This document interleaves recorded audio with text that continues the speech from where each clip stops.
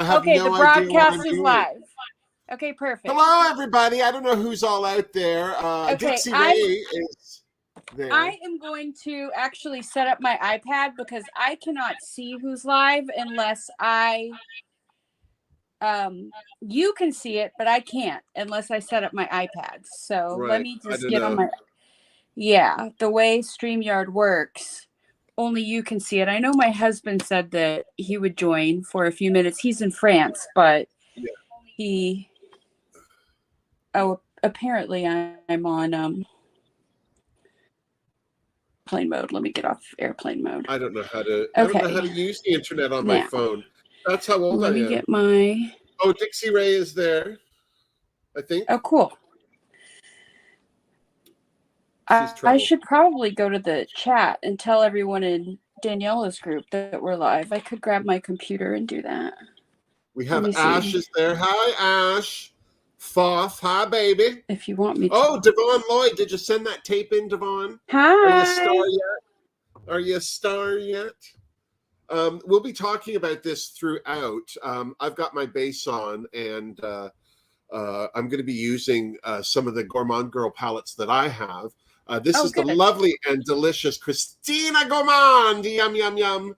It looks like I might be lagging. Let me turn off my Wi-Fi really quick, okay? Sure. Okay, I'll be right back.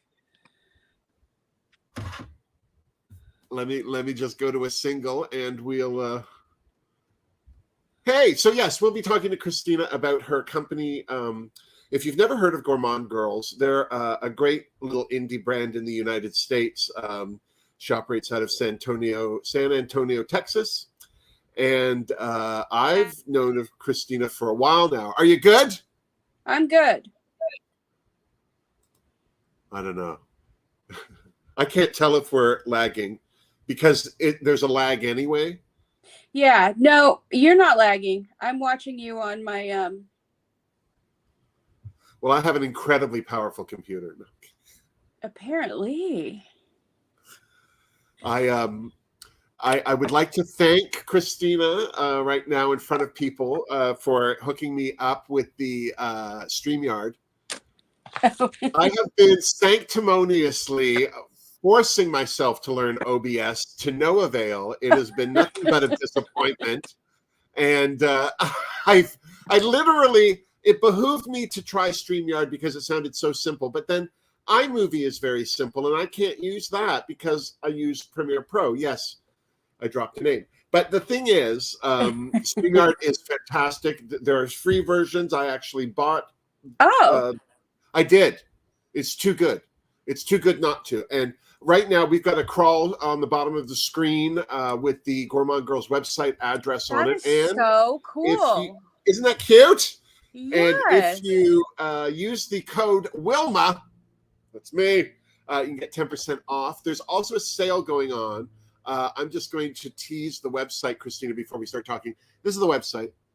There's a sale. I'm just going to, I'm using a wireless mouse that hates me. We've had words. But there is a sale going on. This is your C'est La Vie palette, right? Oh, I blocked it out. This first row, these are all fabulous palettes, and they're all on sale. Yes. And so we're going to, Christina, we're going to just get ready. I am going to be using the palettes I have. I'm going to tell you the palettes I have. Set L'Amour, which I have been using the hell out of. Look, I hit pan on the pink. Oh, you sure did. I hit it hard. I love that shade. That shade's good for a lot of things. I'm also using my favorite palette of yours. This is the first one I kind of glowed towards because it reminds me of Juvia's Place. Yeah. You know what I mean? So I like the big round pans, except you have a mirror, which is nice because some people like to stare longingly, and I'm not one of those people. But yeah, this is a fabulous palette. But your drag queen approved palette, in my opinion, is Spectra. This is my favorite palette because this is just drag queen colors. Yes. This is like a rainbow palette, really good pigmentation. I've used this a few times. This neon yellow up in the corner is delicious. It's so good. And the black in this is good. It's got a bit. Is this a satin black? Christina, in Yes. this one? Yes, Yeah, it because is. it's got Sorry. a bit of a shine on it, Mm-hmm. whereas the black in the Salem Moore is the best black ever. People have talked about Lois Cosmetics, Meet Me in the Underworld black. No. People have talked about Anastasia Beverly Hills black. No. I stood behind Anastasia Beverly Hills black in the Alyssa Edwards. No.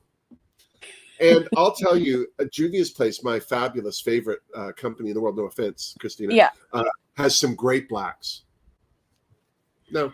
This is the one. I even said to you, you need to sell this as a single. You did. I do need to Because make it I think that's too good not to. This is the problem I have, and I get it.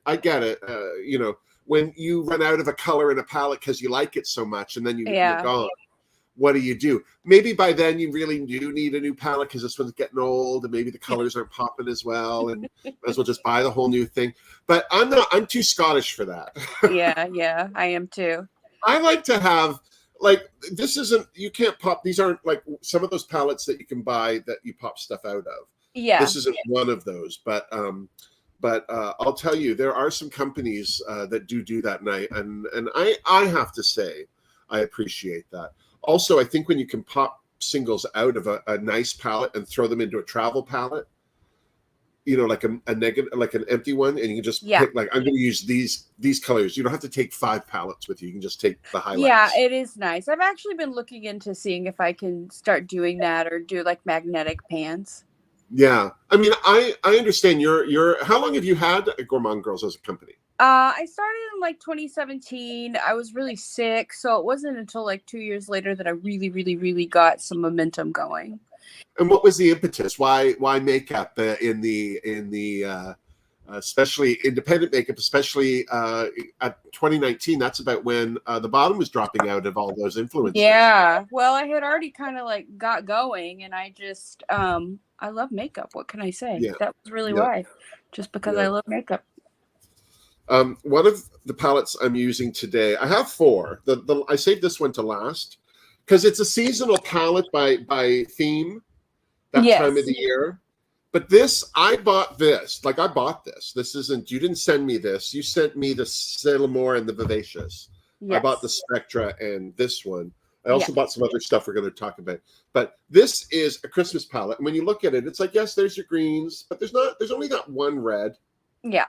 You know, but I'll tell you, these shimmers in here, all down the middle, and this one here, Jingle Bells, is it? Twinkle Bells, Silver Bells. I don't know if you can tell. Shut up. It's on a black base. It is. So this would be great. On a black base. Great in like a smoky eye to highlight. It's and twinkling lights. Those lights will burn a tree down. You know what I mean? Those are some good lights. They do. Yeah. And Icicle, this is a multi-chrome, isn't it? It is. Because it looks brown in the hand. Those bottom 2 are. It goes to and the feels. Mm-hmm. And twinkling lights are all multi-chromes. They all are. Mm-hmm. The middle row, this whole middle row is multi-chrome. Yeah. And this palette isn't one of the ones on sale, is it? Yes, it is. It is. Mm-hmm. I'm looking. I have the website over here, and I can't. It's too far away for me. But this was the one when I was looking at them after I saw our fabulous people in Britain. Make Me Up, Miss Carrie, Teresa. Yeah. There's a whole bevy of beauties out that way that all were talking. That's how I first learned about who you were. Yeah. And this was the palette for me where, as a drag queen, I don't like a lot of multi-chromes. I don't like a lot of, because they don't work on stage. Do you know what I mean? Like they divert under those lights. They just divert to that one base color. And it's hard to really enjoy that. And I love them. I love looking at them. I'm going to be using your foils today. I'm going to be using limoncello. This is different. This is the kind of thing that you can't not see. But with the multi-chromes and that, I kind of feel like I'm living a fool's game. Hi, Martha. Oh, No Name just asked me. Hold on, I'm just going to try and be special here. No Name just asked me if I have a bunch of devices that are Wi-Fi that may be interfering. No, it's an old mouse that hates me. We've had discussions, and in fact, my hardwired one, because this one stopped working, I got a hardwired one. That one just started dying the other day, and so now I have like that one lit up and stuff. It was very sexy, and now I don't have a sexy mouse. Just one that hates. But yeah, it's just that time. I've just reached that time of my life where I need to replace some of my your tech stuff. My stuff. Martha Grunwald's here. Martha. Rodney's here. Hey, Rodney. Should I grab my computer and send a message to the sausages? If they want to come, I don't.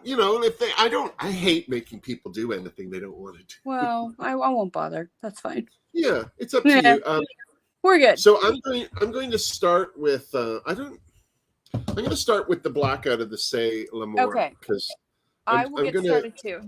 I've been kind of in a smoky eye kick lately because I've never been able to do a smoky. I have very hooded eyes and I'm old. I'm very old, Christina. No, you're not. I'm 55. It's well, over. I'm 45, so. Well, get ready because it's over. I know it. Now, what was your first product that you produced as Gourmande Girls? Wait a minute. No, don't answer that. Okay. Why Gourmande Girls? What's that name all about? Is that is that your married last name? Is that Nope, it's not. My married last name is Faviana. It of course is. It is. Italian last names are the best. I'm sorry. It is oh, my husband says age is in our heads. That's right. Age is just a number. Yeah. Gourmand perfumes are my favorite perfumes. Oh, is that right? I've never heard of them. I'm not a perfume. They are foodie perfumes. Did you say booty or fruity? Food. Foodie perfumes. Food. They are perfumes that smell like vanilla. Oh no, I can't have that. I had a fabric softener that smelled like vanilla cake. Oh gosh. And every time I put on my clothes, I just wanted to eat and eat and eat. It was the worst thing. Yes. So I like perfumes that smell like marshmallows, vanilla. Oh, Leon, I'm so sorry. Leon said he's been in the hospital. Leon? Hi, Dixie. So I named... Oh, Leon, I hope you're all right. Yeah, I do too. Oh, I did not do my brows. I'm going to have to do my brows here in a minute. I remembered to put on primer. I'm so proud of myself. I did too. Dixie's here. Hey, Dix. You're not late. You were early. Hi, Red. Okay. I think I have to get up and turn on my fan.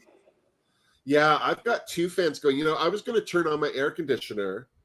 Yeah, it's warm in here. But it's not that warm here. But right when I sat down to do my makeup, I started to sweat. It's like, oh, come on. I'm going to overheat here in a minute. Uh-oh, that's not good. No, let me just hold it together, Christina, for the love of Christ. Woo! I know. Okay. Oh, son of a spanker. I didn't put eye primer on. I've been telling people lately, I've been getting so excited to put makeup on that I get excited and then I miss a step. So today I was so proud of myself for remembering the face primer. But I didn't put eye primer on. Oh, that's all right. Yeah, no, it'll be fine. Yeah. But I'll tell you, I put primer on. I'm sorry, I put makeup on without primer, and God, the difference is amazing. It is. I agree. So what was your first product? What did you first make? So the first product, I believe, if I remember correctly, was a private label. This was a long time ago. Eyeshadow palette where you just it's already made and you just slap your label on it, because you can't really get a bunch of, like the Sailor Moore palette, with like specialized artwork, because this one was designed by Doodles by the Bunny, and I don't really have that many left. I have like 20 left now, but of the Sailor Moore. Mm-hmm. Oh, I'm running out. I might have to put an order in. Yeah, I went through that pink like butter. It's a good pink though. It's a nice palette. I mean, I'm really happy with it. And I have to tell you, it was hard for me to use it out of the gate because I'm not good with red makeup. Thank you so much. Sorry, I didn't interrupt you. I'm just looking at the chat. I apologize for being the best. No, the pink palette, pink and red palette was hard for me out of the gate. I just wasn't. I have an aversion to those colors near the eye personally. Like I'm not a fan of that color makeup on other people, but yeah, I kept playing with it. This is one of the reasons why the pinks dissipated. I'm using that color right now, actually. Yeah. I just kept at it, and to tell you the truth, I was so pleased with the look. Oh, I wish I thought to look it up. I'd show you all the look right now. I'm using the Spectra palette Sapphire. Is this a satin? Sapphire, if I remember correctly, it's not a shimmer. I thought it was a shimmer, but I could be remembering incorrectly. Yeah, this is what it looks like on my finger. I don't know.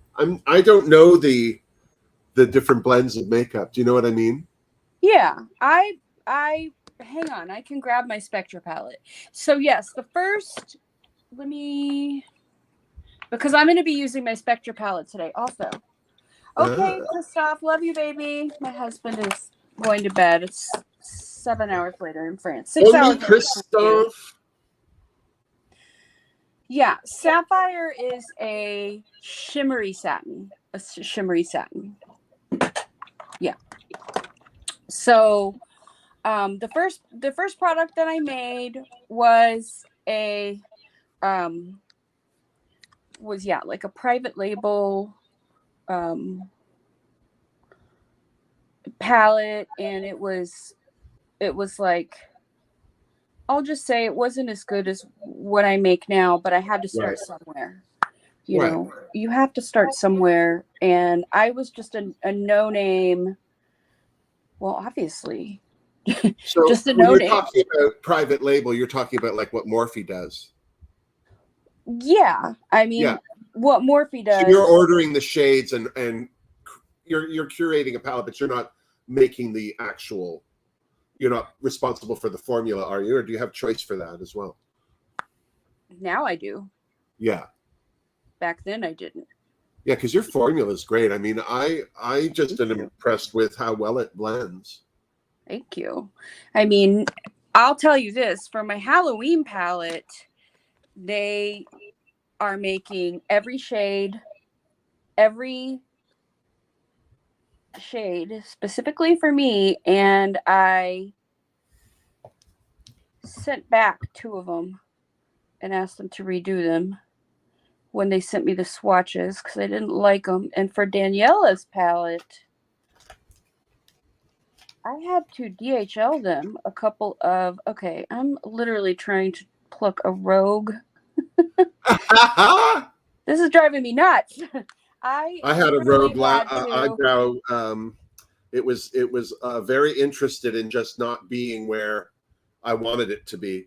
I don't know. You don't block your eyebrows, but if they're all going in one direction, I always end up, no matter how I look, it's like, it's perfect. It's perfect. I look in the up close mirror. It's perfect. It's perfect. And then when I go to powder it, there's one eyebrow hair going perpendicular across the whole bunch. It's like, you son of a. So annoying. Yeah. And I need to learn how to block my eyebrows. Elena said that she was. It is so hard until you get it.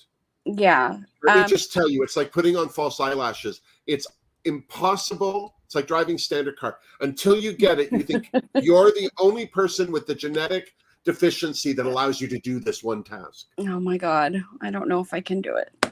I actually looked up. I was having so much trouble I can't put it in eye contacts either. Oh, I have an I have a really astigmatism hard in my time with eye. that too. Let me just tell you. I just can't put a contact in either. But then that said, I don't mind anything near my eye. I've always got eyeliner and but I don't either. It's so weird. I finally saw on one YouTube, I don't even remember who the woman was anymore, but she just said, if you're having trouble, you're doing it right. Oh, okay. I felt better about myself.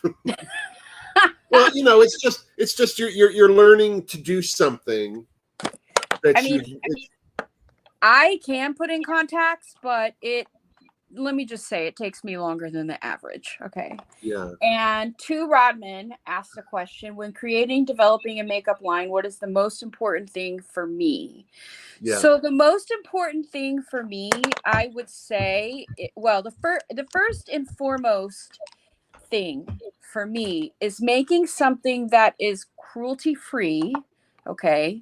Because I care about animals, and that is one of the most important things in my life. Making something that is cruelty free and high quality. If that makes sense, I don't want to, but still affordable. You don't want it to be cruelty free, but with second grade products. Correct. Yeah. So what makes something cruelty free though? Because for instance, MAC is cruelty free until it gets to mainland China, and then they test it on animals. Right. So like, if you're buying MAC, and that's not MAC, like that's from what I've read, a policy for anything coming into China is they get tested. If it's made in China, is that right? Stays in China, it doesn't have to be tested. If it is made somewhere other than China, it has to be tested. So if you are creating a product and you are importing it into China, which is your choice. Correct. I actually had a company in Hong Kong offer to import my products, and I declined. You can,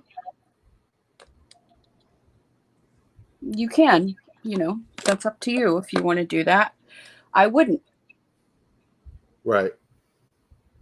Yes, Dixie Ray. And so cruelty free doesn't just mean testing on animals. It's also about products to use.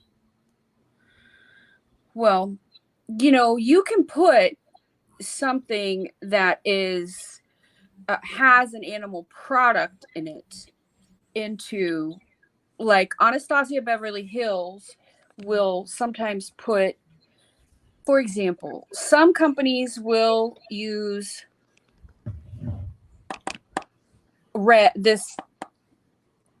it's basically crushed bugs to make red. Cochineal. Yes. And don't ask me why I know that word. I don't know how to pronounce it. You do. I really never knew how to pronounce it. But yes, some companies will put that into, I think Starbucks used to put it into their strawberry. It was in their caramel dye, I thought. Yes, in one of their dyes. So, of course. Bastards, let's just say it. I donate to animal rescues, and I rescue animals myself. So it just doesn't make sense for me to be, I'm answering people in the chat while we're chatting. It just doesn't make sense for me to, sell my products in a country that requires that, there are other things in life besides money. Let's face it. Oh, no kidding. there's also your soul. You know, But it's amazing how many people don't consider that. I just want to say I'm using the Vivacious palette. Oh, and cool. the color is Limitless, this blue, which is also, I guess, a bit of a shimmer. No, you see, because I think the color Vivacious in here is the shimmer. So Yeah, is Vivacious so is is the shimmer. but this seems more satiny to me. This also, I mean, I love the color consider it a comes out of matte, the green. but maybe it's a satin. Yeah, I don't know. satin. Yeah, no, it looks. I don't care anymore. I've reached that point. I don't either. I As used long to as be it's so beautiful and it yeah, works. yeah. I used to be So, so against using any kind of shimmer or glitter because as a drag queen, we add it when we need it. It right, doesn't have to go here or now. It can go wherever. right. But and like so, whenever you've seen like glitter lips on a drag queen, they're usually rhinestones and she can't smile. Right. But I don't have a lot of luck with glitter, so I'm especially with things like these foils that you have. I have the Lemoncello, which is Yes. this one, which has so many different colors in it. It's meant to be yellow, but there's like red in it, and it's just delicious. I love that kind of glitter with the depth of color. And then the I other do one too. is The ones Seychelles. that shift to all the different colors. I think they're so pretty. Yeah, I'm such a fan of glitter and sparkle. That's my deferral. There's a boot company here in Canada. Yeah. I think it's just called Mucklux, and it's like a Oh yeah, brown I know boot, Mucklux. gum sole, and it goes up and ties at the top, so it keeps your pant legs. And you wear them up in the north. And there was a company that did a pair with a texture that Louboutin uses on their men's running shoes that looks like cut diamonds. Oh wow. But it's black, so it looks like you literally took the boot and dipped it in glitter. And the difference in price was $5,000. One pair was $300, which is what the boots cost because they're good winter boots, and the other was $5,000 and whatever the other amount was. God. I know, and I sat there and really kind of thought, I wonder if I could get that. That's how much I love glitter. So yes, I do too. I actually have a pair. I should go grab them of sparkly tennis shoes. Oh, yeah. I love. So I just used the pink in the Spectra palette, and now I'm using Cherish and the Vivacious palette because nice. I'm going for Barbie doll pink today. Yeah.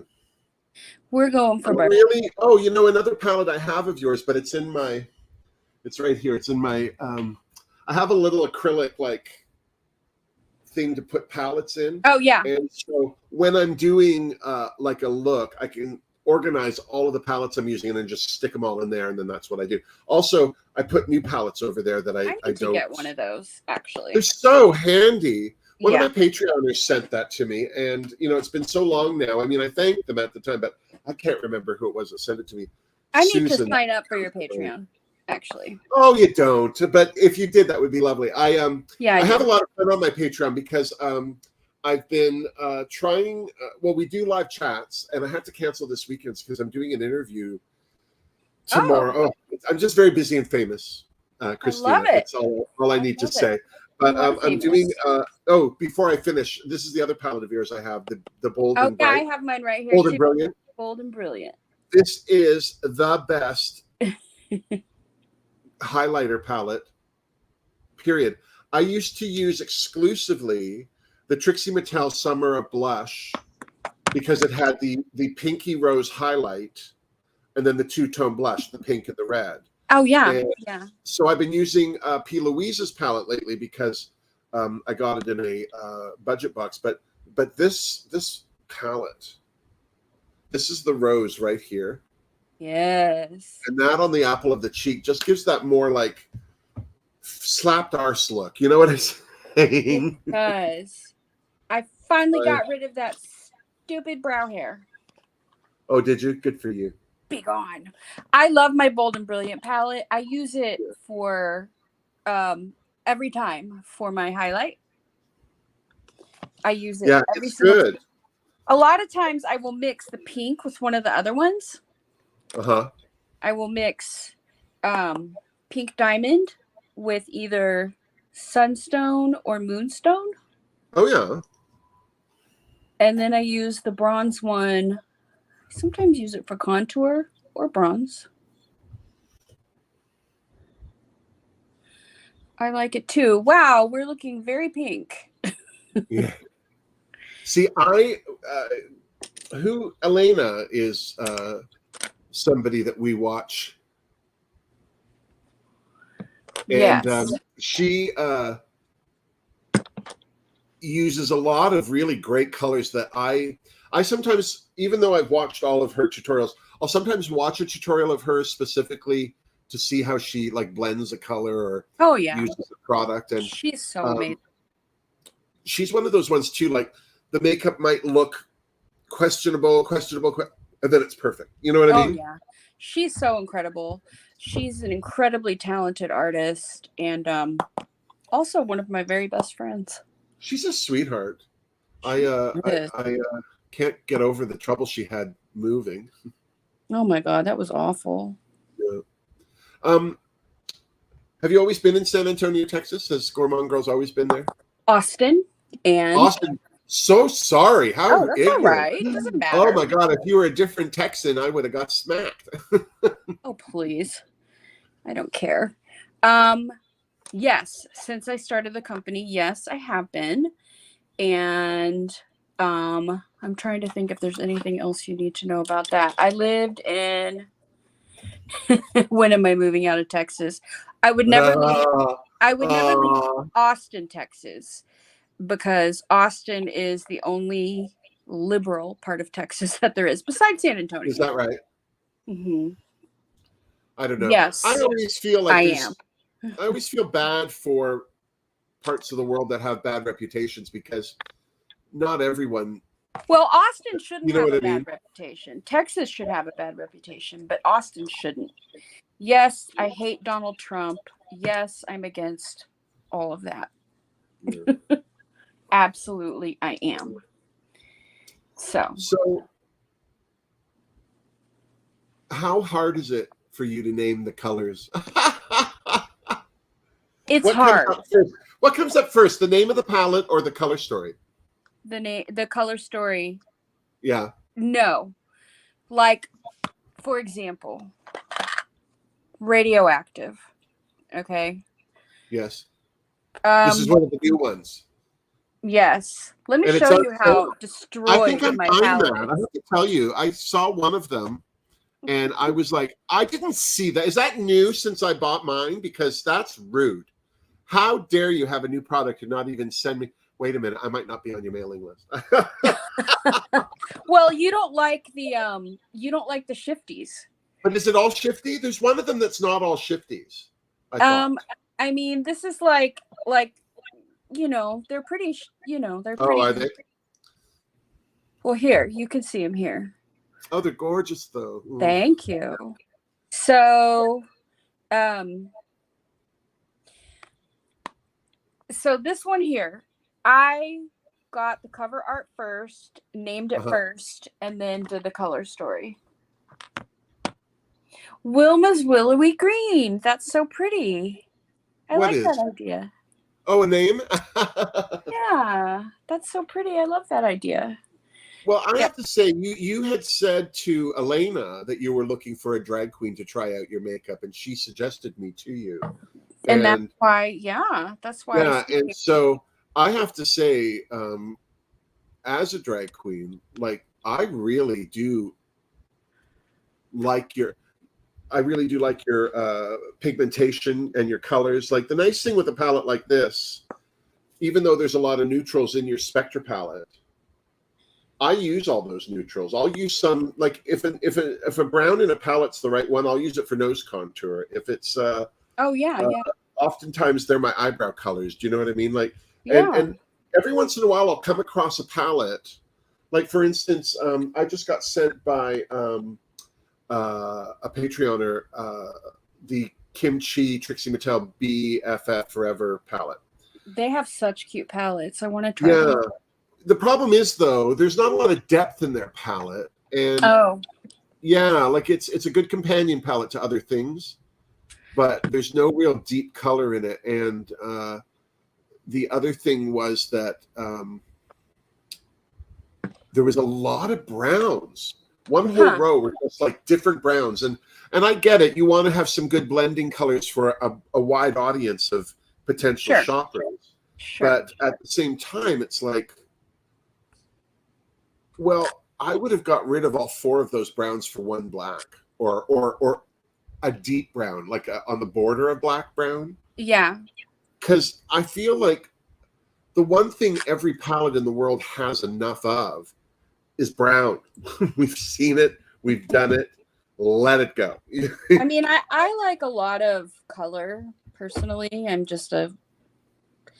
I'm a color person, and I have to try hard to remember that I'm not making things for myself.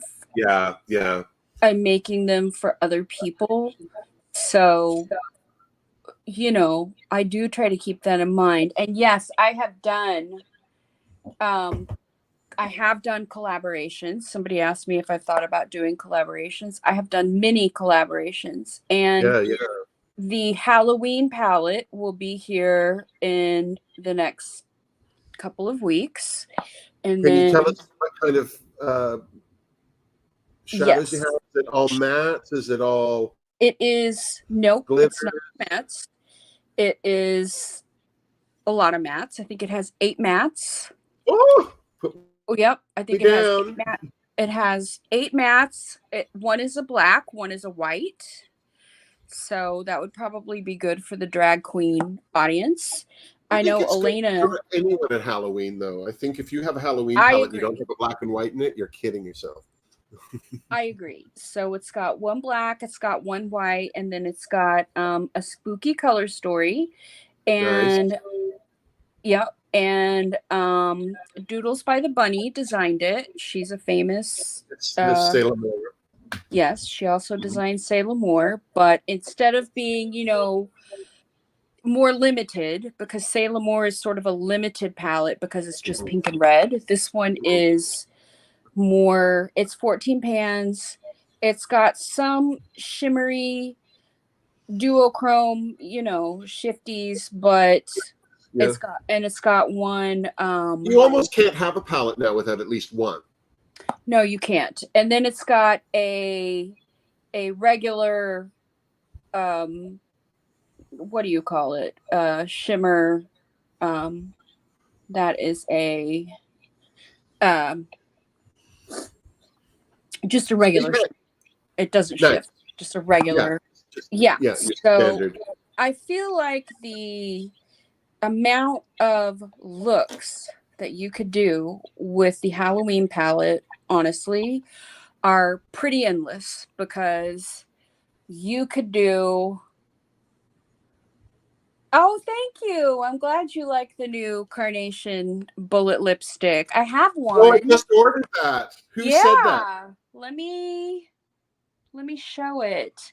And we named it in Spanish because Clara, who I worked with, is Hispanic, and I am too, actually. My mother's family came from Mexico. Nice. And I do speak Spanish. So here it is. So the packaging is glittery and shimmery, and in the sun. I can't wait to get mine. So cute. And it smells just very lightly like candy, but it is I know, but it is so cute. Maybe I'll wear it today, with my all pink. I bought the Clara. I bought all 3 except the purple one. You had 4? Yeah. And I just don't like dark, even dark red on me. I don't like. Yeah, I mean, it's understandable. They're all gorgeous. Not every color is for everyone. And yes, I am joining your Patreon once we're done. So I'm super excited for that. I need to point this out. In Spectra. Yes. Here, let me find my camera. So in Spectra, up here in the corner is the most delicious neon yellow called sci-fi. And you all need to know, if you don't use a lot of makeup, you need to know how hard neons are. They are to make pigmented, to stick on, and that's just one color. Never mind getting them to blend. You almost ignore that part. But this, I have to say, I am just patting this into this blue, and it is creating this beautiful green effortlessly. It looks so gorgeous on you. I feel like my look is just so like cookie cutter and the same thing I always do. But every time I go to do my face, I think Elena Glam, and I end up feeling I don't even know. Yeah, I feel like trash right now. No, your look is fab. But I just feel like, yeah, I'm just doing this cookie cutter, like. I want to ask you a question with these foils. Please. What is the best way to use them? Because the first thing is, I opened one with the fans on. And don't do that. Don't do that. Yes. Please do not open the... Oh, okay. Okay, so first I'm going to answer you, and then I'm going to answer Leon. Leon. How to pronounce it. Leon. Okay, so the way to use the foils, I would say, is there's a couple different ways, okay?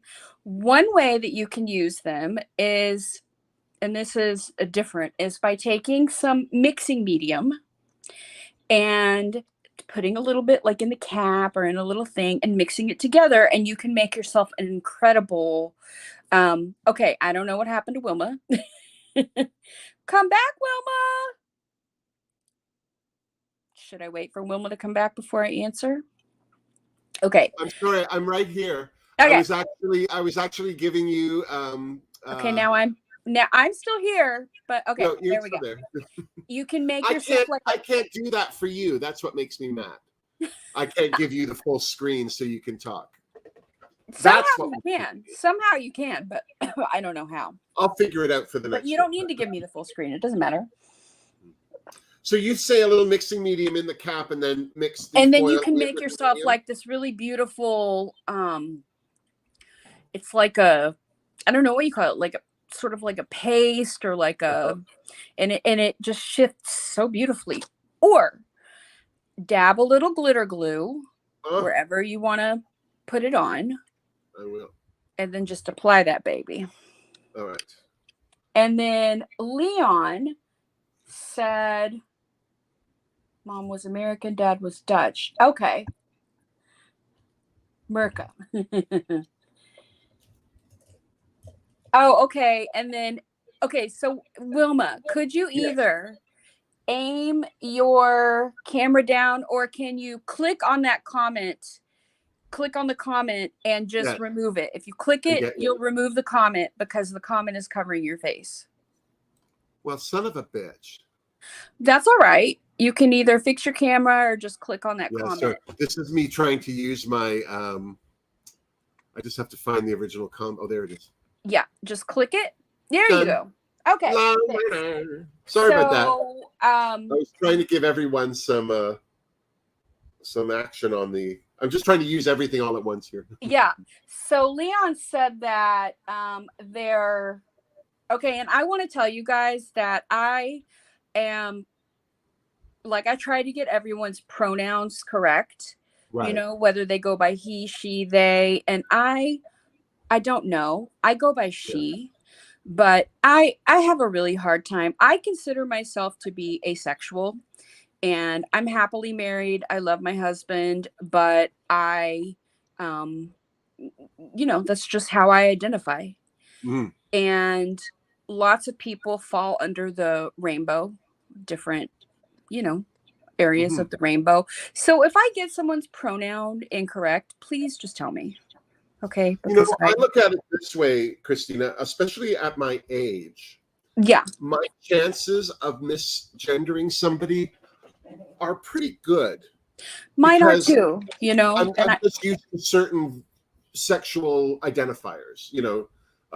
Yeah. And I don't mind if a woman's dressed like a man or a man's dressed like a woman. I don't mind if somebody, because I know lots of women who aren't identifying as male that dress in men's clothes. Sure. I know it's different with men. I don't know any men who wear women's clothes who don't identify on some level of feminine.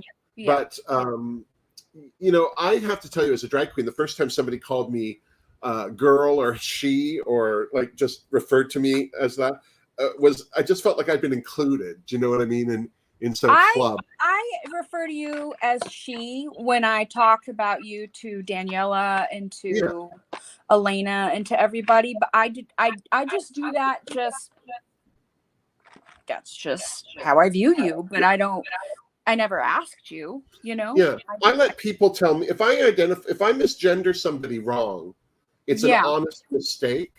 And if they feel it isn't, same here, then that's their problem, not mine. But if I misgender somebody and they correct me, then we're done. Agreed. I'm and okay with the correction. I try to remember my heart.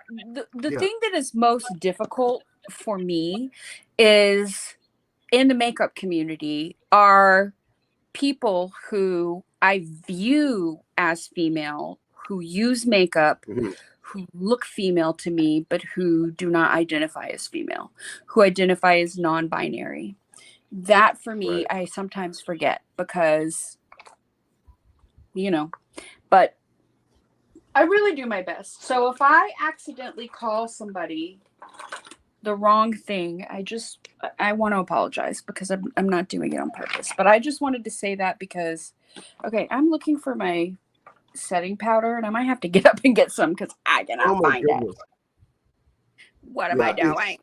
It's hard. I also understand, like, it's such a new thing, gender and gender identification. It's a newly accepted thing for sure.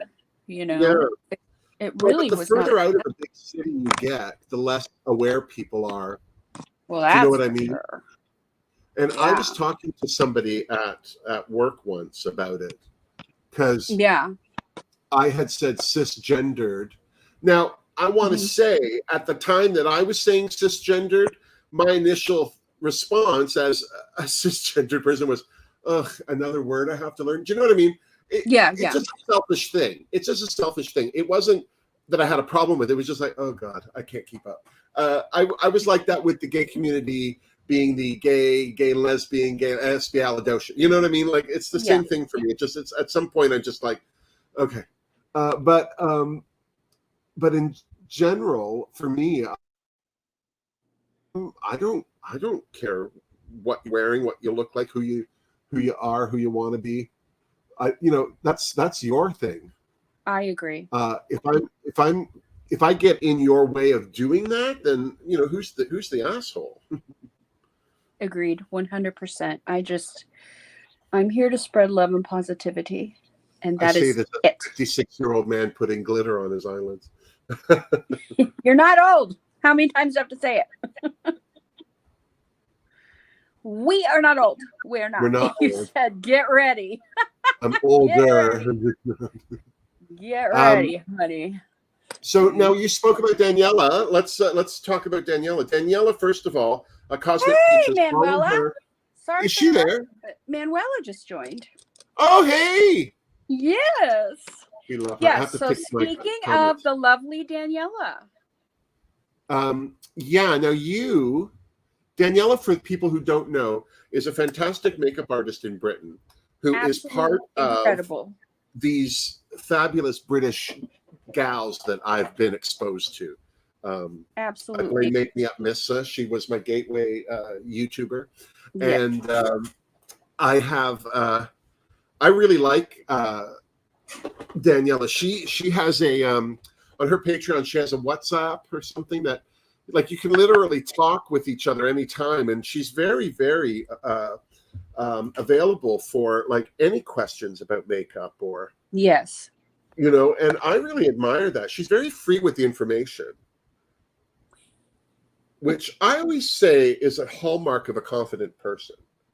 She is, yes. Daniela is an incredible makeup artist, but she's also incredibly humble. Mm-hmm. She's incredibly, she's one of the most talented makeup artists that I truly have come across. Her looks are ridiculous. But, you know, here's the other thing. She's gorgeous. Like, her makeup looks gorgeous, so but she's putting it on pretty. that face. Jesus. Oh my God. I was just telling my Great. mom that the other day. This is the most beautiful, her lips and her eyes, the proportion on her face. Oh, she's ridiculous. So damn pretty. So the exciting thing is that Daniela is now the creative director. Daniela is now the creative director at my company. That is so exciting, because I knew that you guys were yes, collabing on 2 palettes, which I also am excited to hear more about. It is so exciting. So Daniela has joined my team, and Daniela has been very, very open about her, you know, the things that she has gone through, her, you know, her health issues and everything, and that she really needed a job working from home. Yeah. So she and I are working together right now to grow the company to a place where I can, I hope, employ her full time. So it's not full time right now, you know, it's just kind of like as needed. And I hope that eventually she can work for me, her health, you know, provided, and my finances provided full time. But in the meantime, Daniela and I are doing a collaboration together on 2 eyeshadow palettes called Virtual and Power. And we already revealed the covers. Daniela's. Which she designed. Daniela designed them both, and we revealed them on Daniela's page, and Daniela did. So Daniela has studied graphic art. Okay. So Daniela is a graphic artist, and she's also a certified makeup artist. So she is just so she's a hippie, is what you're saying. And she's super qualified for this job. Yeah. So, and yes. So she's just incredible. You know, she's beautiful, she's talented, she's humble, she's everything. Yeah. She's everything. And I screwed this up. So now I got to fix it. What to do? I got some black up here. I royally messed it up. I don't know what you post, being the representative of your own makeup company. There must be a lot of pressure with posting like the right photo and there's a lot of pressure. I get pressure from people. I'm sorry, I interrupted you. I'm so rude. Oh no, that's all right. I was just going to say, when I post photos on Instagram, I don't have any of those face tuning filters. All I use is Claritin, the one that wipes it out a little, and I bring it down to 50% just so you don't see like lines across my forehead. Yeah. But that's as much as I do to edit. But the pictures that I used for us for this live, it was so funny to me because the picture of me is one of my favorite. I think I look so good in that picture. You do. And it's one of those ones where it's like, I have never been able to do that again. Makes me crazy. It's one and done, honey. Yeah. I have those photos like that too. It's like, how did I do that? I don't know. Yeah. Well, I do not edit other people's photos. I mean, you know, if somebody sends me a photo or tags me or whatever, that's what goes up on the feed. So, right. Can you tell if somebody reposted you? I've reposted you, right? Yes. I have. Yeah, I was sure I had. So, yeah, I mean, I didn't touch your photo. I just posted it as it was.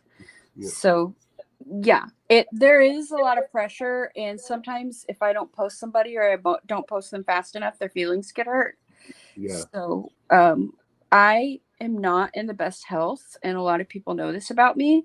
Yeah. So I have a bunch of health problems, and I'm very open about it because that was another reason why I started my company. Right. Was and I reposted Manuela too. Yeah. I try to repost, you know, the people who support my company. It's very important to me. I have to say, to interrupt what you're saying, I'm impressed with how many people know your company right now, because like a year ago, I'd never heard of you. But I'm, I would I'm, say at the beginning of this year, end of last year, I yeah, think with the time of the year palette was the one where people were talking.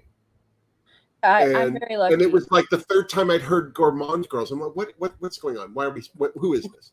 Who are And these people? yeah. Why don't I know more? And it was literally just right after that you and I were on. I can't remember whose live it was. It was Make Me Up Mrs. Maybe, I don't know. But we were on somebody's live, and you were doing Tia's live. Oh yeah. And you were doing it with, and she's from Iceland, isn't she? She is from Finland. Finland, Jesus. Yes, from Finland. It's incredible that, here, listen to me, 100 years old. Look at the age we live in. You just pick up your computer mouse and you're talking to the other side of the world. God bless us all. It's a miracle. I think the one thing for me that's been great about this whole lockdown and all of the crap we've all been going through is it really made me forced me to become tech savvy. It is. It's been good for me too.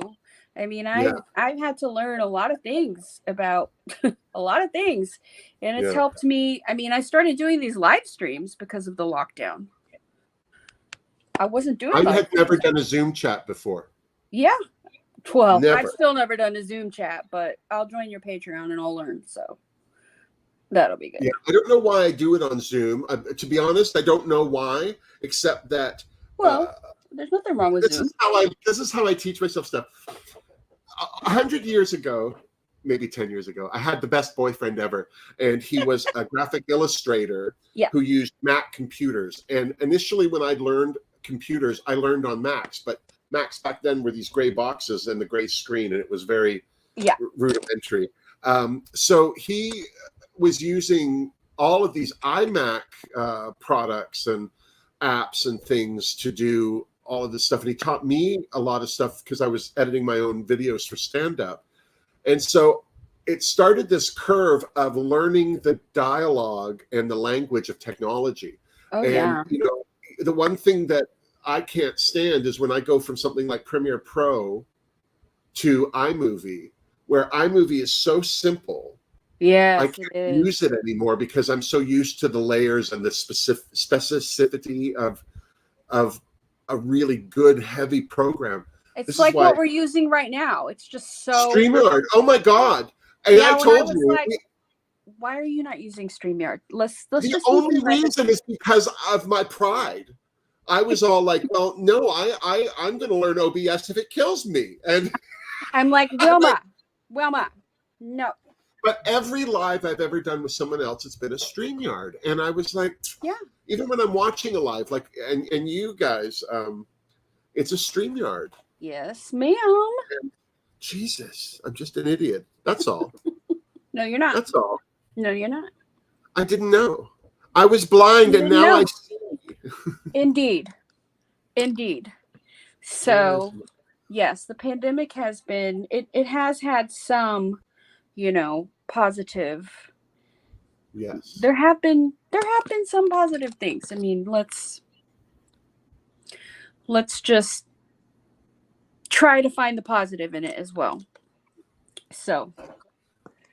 See, now I don't know if you can see this on my lids. Gorgeous. It looks very red. It's very yellowy, red, orange, pink. This is the limoncello, and these are the colors when I look into it that stand out in the yellow that make me love it. And then you get it on, and the yellow becomes the secondary color. It's really spectacular. It is gorgeous. And I mean, go ahead. Yes. No. I was going to ask you what your favorite makeup product is. Like, is it eyeshadow, lipstick, moisturizer? Like, what's your thing?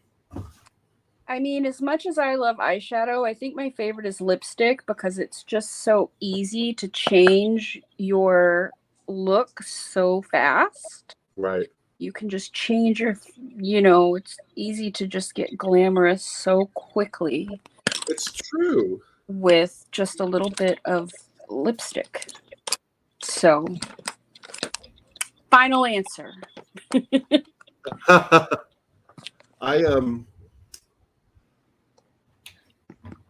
I just love eyeshadow. I don't know what it is. One of the things that I've been really enjoying for the last few years, following Teresa Mulhern specifically, has Yeah. been with her releases and rants. She has taught me to look at a palette with an analytical eye, or not a judgy eye, but like just to be a little more pragmatic. Like, Yeah. I start to look right away at how many of the same color seems to be in the palette, or is there a depth in the palette, or Yeah, she's good.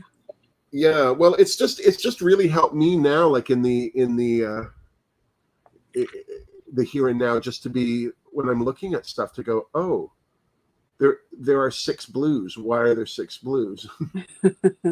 Or or like, oh, like for instance, I saw a palette the other day with this beautiful color in it, but every other color in the palette was boring.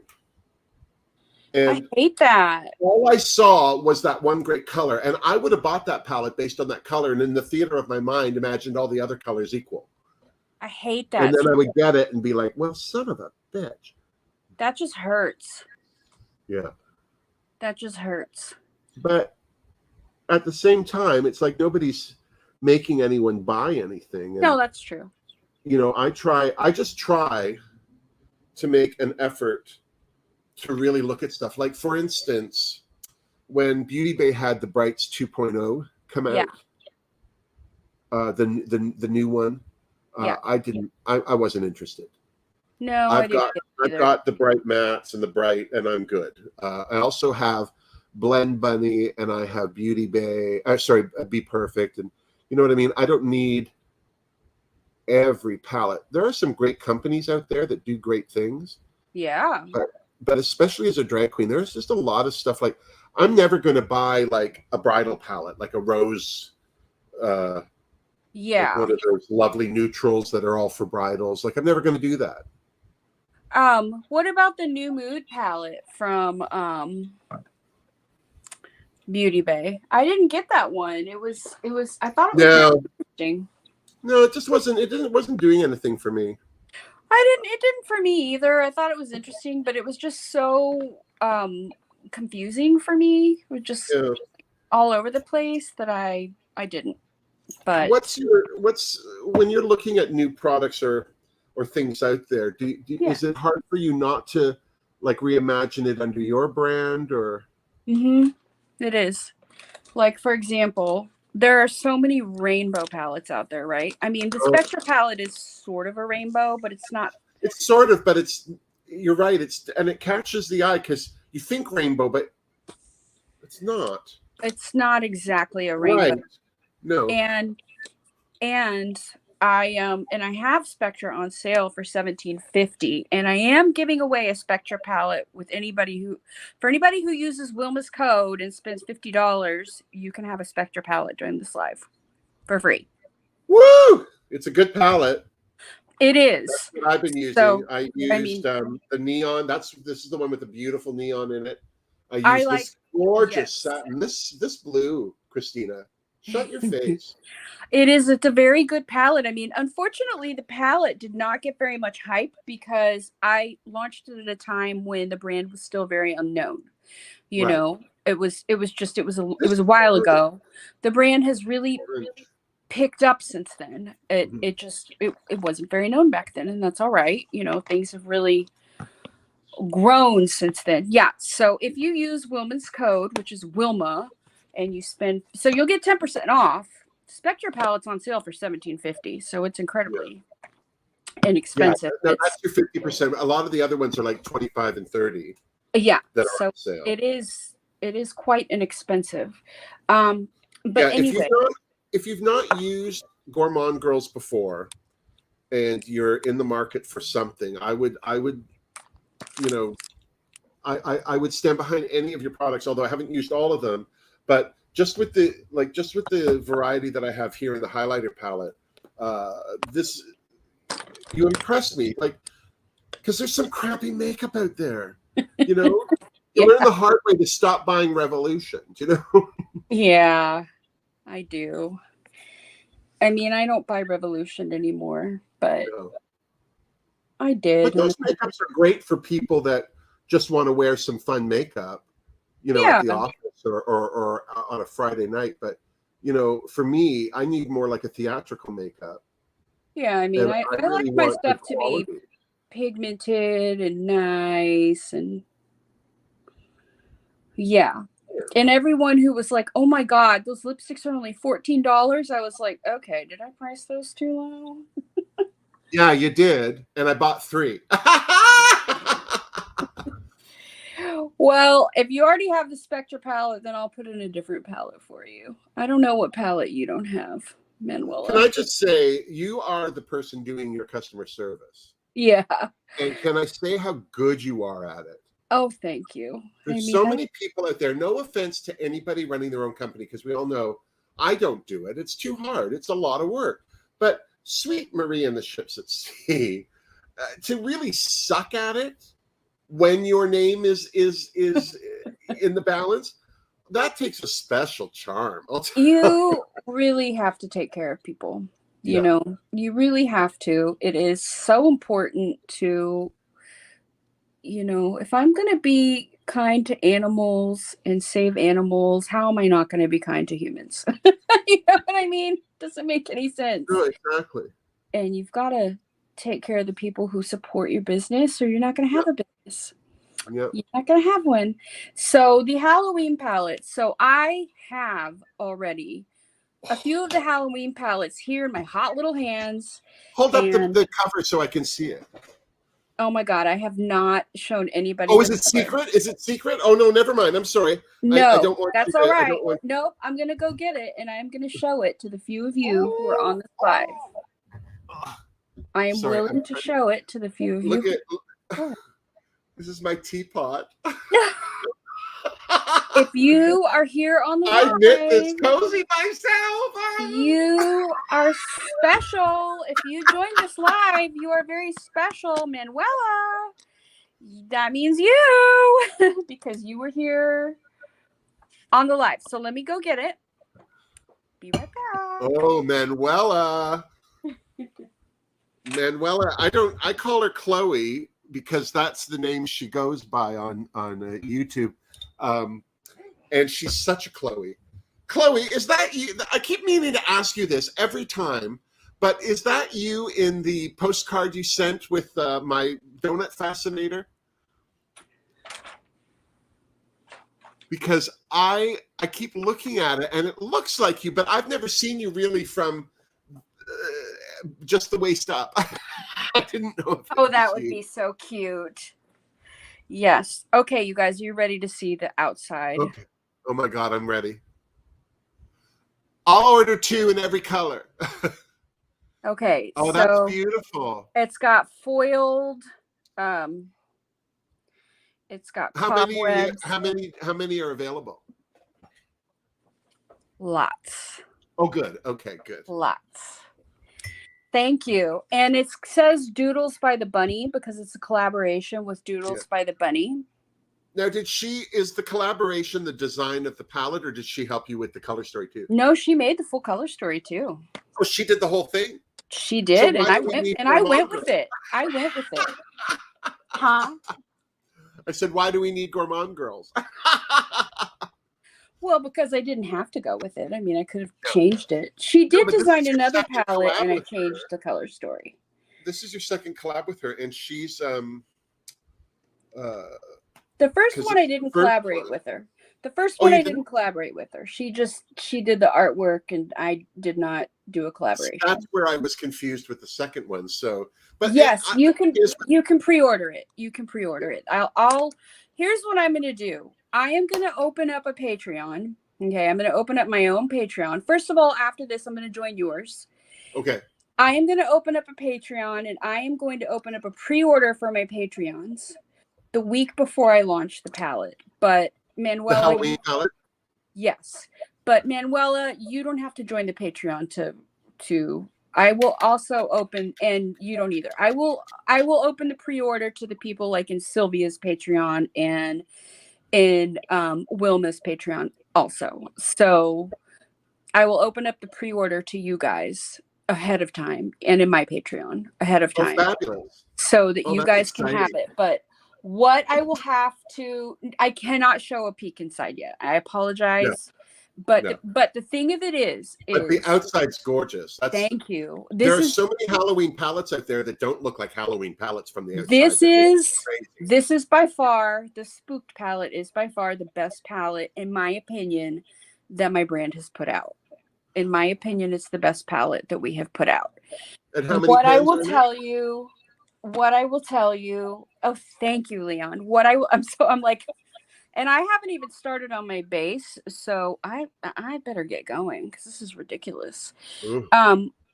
What I will say is that the palette is embossed with spider webs. Shut up. With on the pans themselves. Yes, the pans have spider webs. They have G's from the brand. They have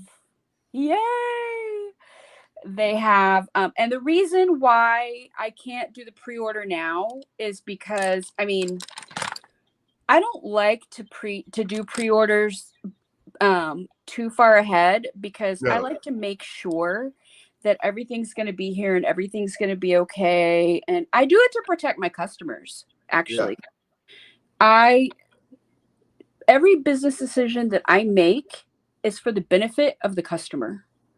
I'll be completely honest. That's why I have never done a pre-order before, is because I try to protect my customers. And like, what if something gets lost? What if they all come shattered? So I am supposed to have the full shipment on September 17th, which means, so right now I only have like 10. So I am planning on doing the full launch around September 28th or so. So as soon as I get the full shipment, I will show it to you all in the Patreon groups and you can all order it. But I just have to ask you not to show it on social media until I launch it. That's all. Yeah, no worries. Yeah, I'm excited. Are you going to give us a pan by pan reveal? I will. Oh, I will. So well, I know that Teresa had one of your the very ethereal one, the one that was inspired by your mother, the painting. Ethereal. It's ethereal. Oh, but God, the look she did. Oh, so beautiful. And then the look that Elena did.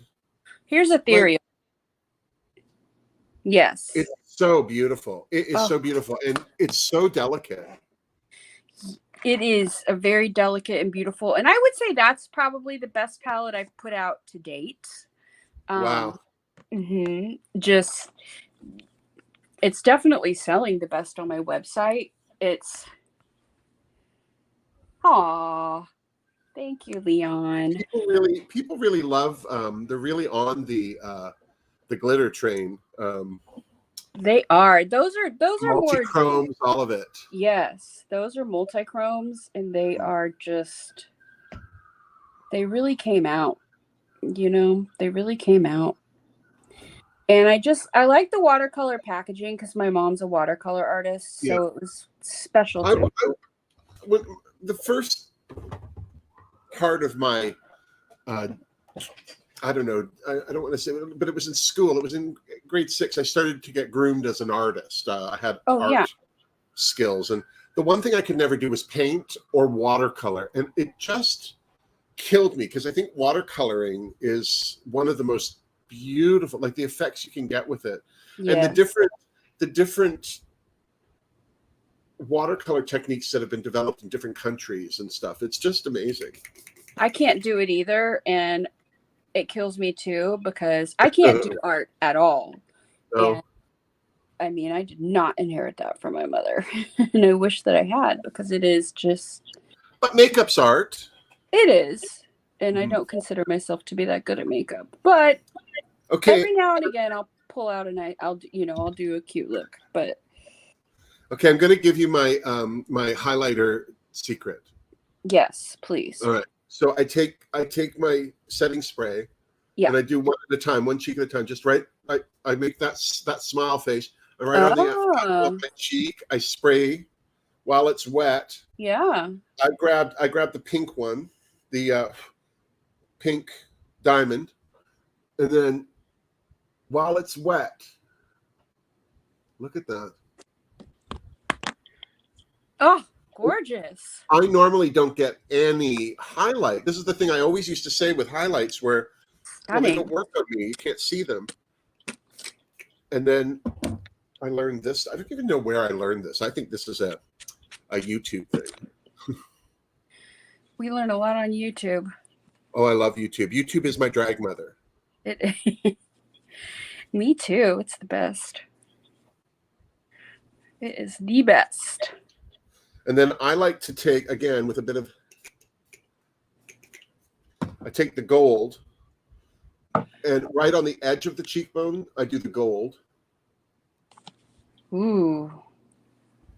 Like right where the cheekbone would be at its sharpest. And then I take the silver, like the last one was more of a silver, and on top of the cheek, I do that. And then I also your take highlight that is moonstone. popping. That's gorgeous. Well, I also put it down before I do my contour and my blush, because if you do it first, it gives you that sense of the glow's coming from within. The glow is coming from within the house. I need to try that. I definitely need to try that. And then this is the contour palette I'm using right now. It's from C Color Cosmetics. It's just the one I've been using lately. Yeah. I discovered it there a while ago and fell in love with it. And I just find the tones in this work for me. I don't know why. I made a mess of my brows. Lovely. Come on. No, I actually got a bunch of brow gel all over my... That's all right. I can clean it up. So, Daniela and you have 2 new palettes coming out. Yes. And then I have the Halloween palette coming, and that's really all I have in the works right now. So nothing for Christmas? Nothing for Christmas. Just a big sale. Just a big sale, right? Big sale. Big sale for Black Friday. I don't know if I'll be able to include that Halloween palette in the Black Friday sale. I kind of doubt it. But nobody expects new products to be in a sale like that. Yeah. What I did last year for Black Friday, I did buy more, save more. Yeah, that's a good thing. And it did very well. Yeah. So I'm thinking I have not just your foils and your palettes, but I also have 2 of your lipsticks. Liners. Ooh. Oh yeah. I have Idolized and I have Terry's Choice. Yes. One's a little purple and one's a little red. I love Terry's Choice so much. Yeah. I really like the formula you use for your lip liners because it's soft but not mushy. But I find lip liners that are too hard and they dig into your foundation or something. Yeah. Oh, frustrating. Oh, it's the worst. Your skin looks flawless. I just looked at you. Oh my God. Do you want to know one of the things that is my biggest thrill in doing drag is the amount of people that ask me about my skin. Your skin looks amazing. And let me tell you right now, I had fabulous skin my whole life. I don't know why. My mother had fabulous skin until menopause, and then she got zits. My brother, pimples. No, and fabulous. But a lot of this, because I have a lot of texture. Like if I get right up close, you can see a lot of texture. I have bags under my, like, because I'm not as tight as I like to pretend I am. Well, I don't step back as quickly as I like. Okay, we're no What's that? Chickens. So we're no spring chickens. But also for drag makeup, none of that matters. That's the best thing about drag makeup is none of that. Yeah, I like that. You're doing your thing. I just have to say, this palette, the colors in this palette for me, just spectacular. This one middle one is a bronzer, and Oh, I don't know, because I'm a Leanne, hateful ginger, right? So I have to watch. Leanne said you simply will have to not go through menopause. I don't plan on it, but it's not my choice. Yeah, but my mom had really great skin too, and then I really didn't notice. Like, I think when somebody has great skin and they have a zit, they think their whole face is falling apart. Yeah. Then there are people that have breakouts all the time and never even notice them. I think that know. was I the know. case with my mother, and I don't mean to diminish her pain, but I think when she was getting pimples, I don't remember her looking zitty. Do you know what I mean? Yeah. But My I'm mom also has. a picker. I love to pick a zit. I do too. So I didn't mind it if I got a zit, but I didn't get many. It's like I was with that stupid eyebrow. I just was like, got to get rid of this eyebrow. It's driving me I will know the reason why. nuts. I use a lot of like double or triple colors. Like when I'm doing my blush, Yeah. I use 2 or 3 colors to get that depth because I'm recreating, a face. I was saying to my I drag love daughter. that. Yeah, well, I was saying to my drag daughter Wilhelmina to Oh my God, study how like cute. Renaissance paintings where they're so you see the shape. So if you're trying to recreate a shape, it's better to know why the shape is or how the shape is made, so you can recreate it. And Yes. I So forgot you my have brows. a drag daughter named Wilhelmina? Yeah, this is her here. She's a lot of work. That's the best thing I've ever heard. Oh my God, that's the best thing I've ever heard in my life. Her name is Wilhelmina Box Farts. I love She's it. a lot of work. I love it. I'm so happy to be a part of your family. I just love it. Yeah, it's a good group. Yes, it is. I'm not sure how I'm going to Thank do you my for eyebrow. including me. It was funny, we were. Oh, I know. I'm going to leave you just for a brief second. Okay. I will hold the house down.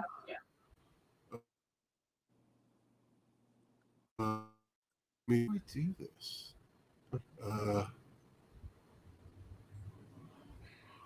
So did you guys know that Wilma has a drag daughter? Oh, it's cute. It shows her photo. Am I the only one who didn't know this? Have I been living under a rock? Hi, silly. You're present at the birth. I'm so upset I didn't know. Now I have to find Wilhelmina. Follow Wilhelmina on social media. So upsetting that I didn't know. So what would you guys think about me doing foundation? That's something I don't have right now. Okay, I'll watch the video. Wilma has another drag daughter? Okay, yes to foundation. My main concern with doing foundation is I had foundation before and all of the dark colors sold out right away and the light colors were the only ones that remained. So my main concern is just being inclusive and having enough tones for everyone. Yeah. Hi, Julie. July. Not Julie, July. I'm sorry. I apologize.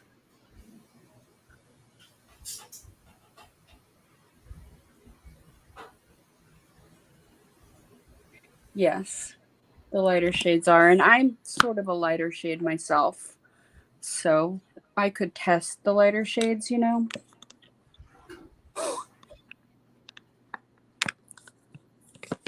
Yeah, Wilma is very. Right now, I'm using Shape Tape, like all over my face, and then I set it with what's it called? Tarte. I'm sorry. With Too Faced cocoa powder, but they discontinued it. So once I'm out, I'm out. I'm back. And she's back. Oh, I wanted to say, not Leon, Leon, Lar D'Souza just posted some artwork for T-shirts and or for my Redbubble page, and normally when I have a makeup shirt on, it's an old T-shirt that I've cut the neck off of, so I can, but I never wore tank tops my whole life because I'm just a big fat white guy and I feel kind of gross and you're so funny, disgusting looking. So I've never gone around with my bare arms. Even my tattoos stop at my elbow. Ooh, I've never seen your tattoos. Yeah. Oh, I'm dangerous. But I've been wearing tank tops now because it's hot, but also they're the perfect makeup shirt. Yeah. And so this is the one, Turnip Girl. This is the one that Leon designed as a response to Jada Shada Hudson on Canada's Drag Race. She had created, they had a challenge last week, Christina, where they all had to do makeup palettes. Oh. I was so jealous. I want to curate a makeup palette. I think that would be fun. But it is fun. So they did it. And Jada Shada's palette was called Turnip Girl, but I thought she meant turnip like the vegetable. Yeah. Like, why are you a turnip girl? That's not good. She meant turn up, like turn up at the club, at the party. She turns up. And I just had no idea. I just thought that was the funniest thing I'd ever heard in my life. And so Lar D'Souza created a design with it. And then he did... Well, I don't have them here in front of me. He also did, I always say sweet beets. Yeah. And so he did another one with some sweet beets on it. Christina, when you're putting on your makeup, does your nose run? Yes. Oh, good. Okay. Always. Sometimes I'll just be sitting there and it's like a faucet in my head has been turned on. Same. It's beyond annoying. And I just got multi-chrome all over my chin. Come on. I'm just going to leave you own the company doesn't mean you can be frivolous, Missy. I know it. Oh, here's my now, I wanted to ask you these two palettes that you have coming out with Daniela, because I think I was trying to ask you, and I think we both got sidetracked. Oh, yeah. You have two. Yes. Are they being released at the same time? Yes. Ooh. And what are they called? Virtual and Power. And what are the differences that you're releasing two at the same time? So one of them just going off, or no? No. So one of them is colorful and playful. Ooh. And one of them is dystopian and grungy. So not like Daniela at all. Not like Daniela at all. Whoever she's clearly, just without, at the risk of blowing smoke right up her tuchus, I don't think I've watched anybody put makeup on grungy like she does and have it be bright. I know. You know what I mean? Like, I don't feel like she's muddy when she's got makeup on. No, she's not. She's just incredible. She's just absolutely incredible. And so the grungy one, so are we talking like more smoky, deeper shades, or just not bright? Deeper, more smoky, and not bright. Does that make sense? And did you guys work on this together, or is this something that she did for you? We worked on it. I would say we worked on it together. Yeah, we worked on them together. Like, we had a telegram. No, they won't. Unfortunately, they won't be released near each other. They will be released spread apart. Like the Halloween palettes I'll have soon, and Virtual and Power are I don't know when I'll have those. Not soon. For excuse me, for Daniela's palettes, we actually had to DHL some of the shades. I had to take shades out of palettes that I own and DHL them to the factory because they could not make the shades that we wanted. Oh. So, yeah, we sent them the Pantone colors. You know, we showed them what we wanted. They made us the colors. We were like, you know, Danielle was like, no, that's not what I asked for. I apologize, Manuela, if I could, you know, but you could always just wait. You know, I don't think the Halloween palette's going to sell out. I ordered a ton. So, you know, I fully expect to still have it in stock like next year. So I plan for that Halloween palette to be a 2-season Halloween palette. So, I mean, I hope. What's the turnaround on designing a palette? I guess it depends. Okay, Manuela, you're the best. I guess it depends on what you're doing. You know what I mean? Like, I'll give you it's a conditioned response, but I'm going to show you a couple of things if that's okay with everyone. Yeah, no, let me stop doing this. Go ahead. Okay. So, wow, that palette's beat up. Let me find one that's not so beat up that I can show you. Okay. That one's beat up too. Okay, the third one. Okay, this little galactic palette here. I think Manuela has this palette. This palette we designed on Carrie Kay's channel. Okay, so this was a build your own palette at BYOP, and the cover art is incredibly simple. I made this cover art myself. Hi, James. So yes, so Manuela says she adores this palette. Wilma, you look so fabulous, darling. Absolutely. Me? Fabulous. Yes. Oh, thank you. Stunning, stunning, my love. So what we did was I swatched a bunch of duochromes, okay, on Carrie Kay, who's a sausage. She's in the UK. I swatched. Okay, she's amazing. So I swatched a bunch of duochromes on her channel, and all of the people on her channel chose their favorites. Okay. Oh, that's right. I remember hearing about that. Yeah, I missed this that. was a favorite. Yeah. This was a favorite. Yes. You know, this was a favorite. Here's my favorite. Here's my favorite. Oh, that's my favorite. Oh, that's a good baby. one. She's my baby. So I turned it into a palette. Okay, I took all of the sausage and Carrie Kay's favorites and I made it into a palette. I designed that artwork in a very short amount of time, about 30 minutes, because all I did was put the little planet, put my logo. I made the the writing into a font that looked, I thought, kind of futuristic. And sent it over to the factory, and they were able to do it very, very quickly because I didn't make too many. I started with a couple hundred or whatever. So I got that palette within about 6 weeks. Wow. 5 to 6 weeks. I had it. And people were like, how did you get that so fast? Well, because I just did it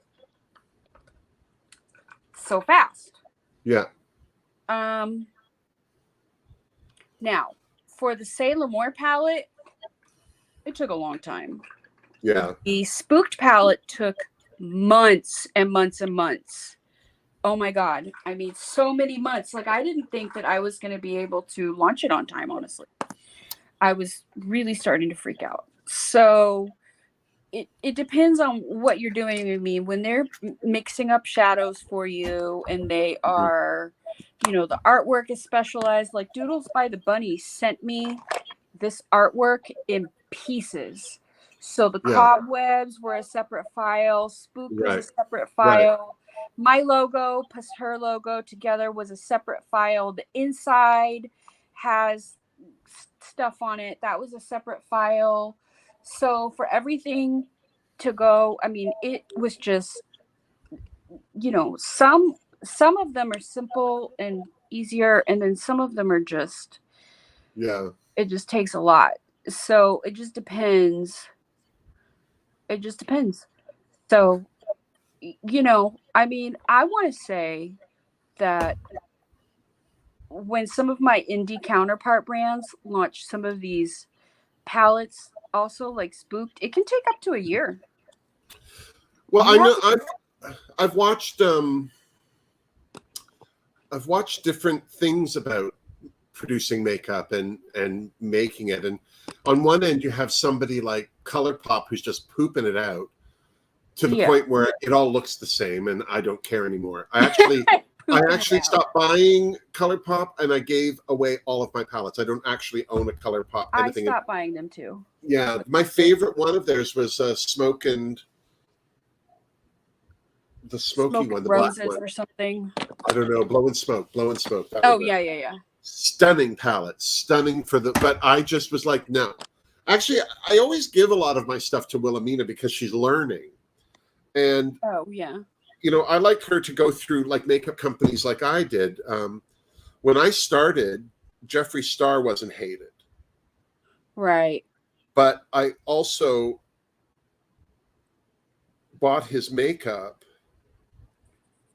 based on watching another queen use it, and I was so impressed with it. But I had no idea that all sorts of companies mill their powders extra fine. Do you know what I mean? I didn't know that those were options in makeup. I just thought this is how it is, and here's somebody doing it different. And and so I had bought a bunch of his stuff, and while I was waiting for it to get delivered, that's when all the crap happened. And the longer I was waiting, the less I wanted this makeup. So it's then that I think it was through Nikki Tutorials that I was introduced to Juvia's Place. Oh yeah, I mean, fraction of the cost, way equal if not better pigment. Yes. Hey, Mindy. Sorry for interrupting you. Lost in pigment. That's what it is. Yeah. I just I made these eyelashes specifically for today.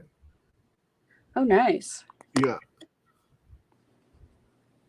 I love, now that I can wear a false eyelash, I love them. I do too. But they're so expensive. And the hard thing is, you know, for me, a lot of the companies, I think it was Artitude sent me a pair of lashes in a order, like, you know, because she's Rex is a doll. She just sent me extra stuff, and like you do, you're lovely. And and I just was like, I wish I could have said to her, don't send me eyelashes. Oh. Because they're just too small. Like, I'm only going to glue stuff on them. But then I found out they were the perfect bottom lashes. So I'm glad I didn't say anything. Oh, yeah. It's fun to use them for bottom. I like that too. I screwed up again. What did you do? I screwed up again. So, yeah, it can take a long time. It can really take a long time. It's a real... What's the hardest part of it all? Is it the actual laying out the color story, or is it the, you know, what shape of palette? You include mirrors in your palette, so some companies don't. Like, there's a lot of options. I include mirrors, and I don't know. I know. I thought about that after I said the bottom, that somebody was going to say something about bottom. Sorry. What happened? Yeah, Leon's not going to let a bottom joke go by. Sorry. Well, you know, I put mirrors in my palettes. That's a personal preference because I like mirrors. I don't know if it's wasteful, but... Do you want to know something? Yeah. I have never used a mirror in a palette. Even this contour, the plastic's still on it. It just never crosses my mind because the mirror I use is from the dollar store. I put this on. Well, maybe I shouldn't put mirrors anymore.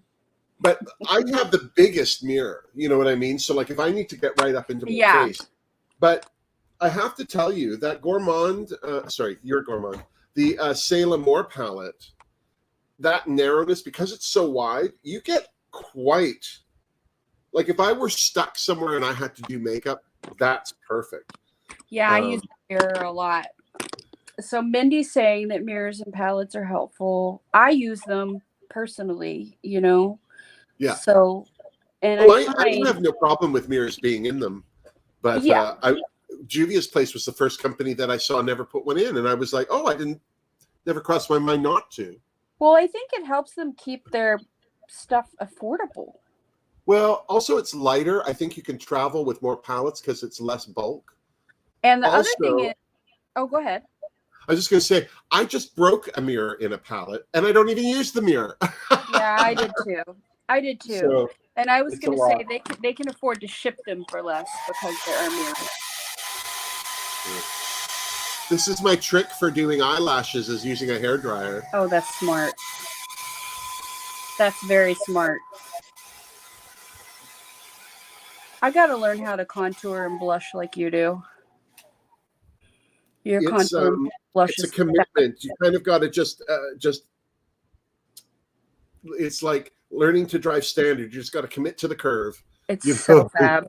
Yeah, I've got to commit to that curve for sure. When I started doing blush and contour, you wouldn't have even known there was any on my face. Yeah, I don't know how. Well, just because it's just, I find too much of it's ugly.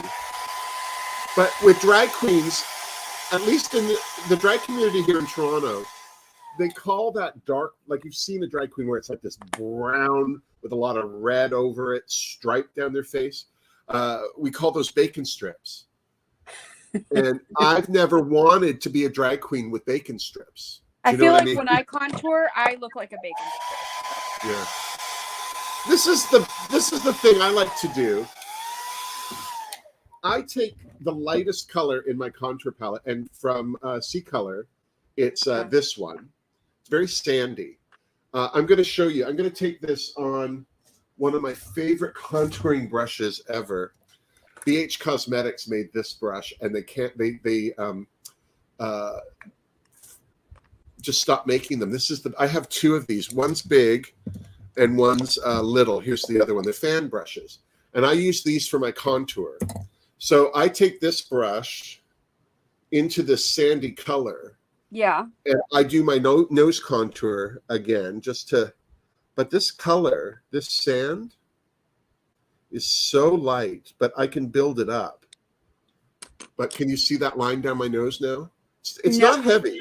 No, honestly. But it's darker than that side. It just looks natural. Yeah, because it's not heavy. Yeah. And I get it up into that eyebrow curve. And I do the same over here. It looks quite natural. And I underpainted my makeup. I do all my contour and everything underneath my base. And then I set it all with a lighter powder. So I don't have to do contour again under my eyes after I've done all my makeup. It looks beautiful. I hate doing that too. It just makes me crazy. And then I take the darkest color. And I've already hit pan here. And this is very powdery, but I don't mind. I'll take this heavy, big brush under my nose. Yeah. Just there to shorten it.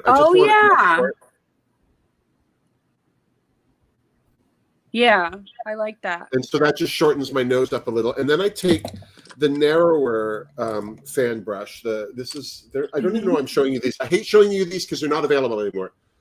But I don't know if you've noticed this about me, Christina, but when I buy things, I tend to buy a couple. Yes, and I don't think I bought a couple from you, yes, but I do like to kind of, I love that. Like,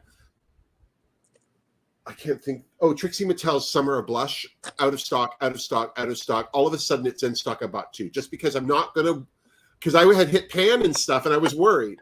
I know, I hate it when you buy something, you love it, and you can't get it anymore. Yeah, I mean, it's so upsetting. There's also a level of me that I'm happy for that company that they sold out. There's got to be nothing worse for a company than having product on a shelf. Do you know what I mean? Yes, I definitely know. So I take this narrow little fan. So I bought two sets of these, and I ended up giving a big and a small fan brush to Wilhelmina because she needs help. So then I take this very narrow, thin little fan brush in the darkest color, and right up here at the bridge of the nose. Wilhelmina. Yeah, poor little thing.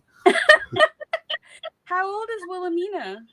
She's I hate to tell you, I think she's 48, 47, 48. Wilhelmina. She and I have been friends. She is my oldest friend. She is my best friend. I'm going to cry. Talking about her. Oh, Her and her partner are two of the best people in my life. I've known them longer than anyone I talk to right now. I've got to catch up on your channel. Well, Christina. So here's what's happening.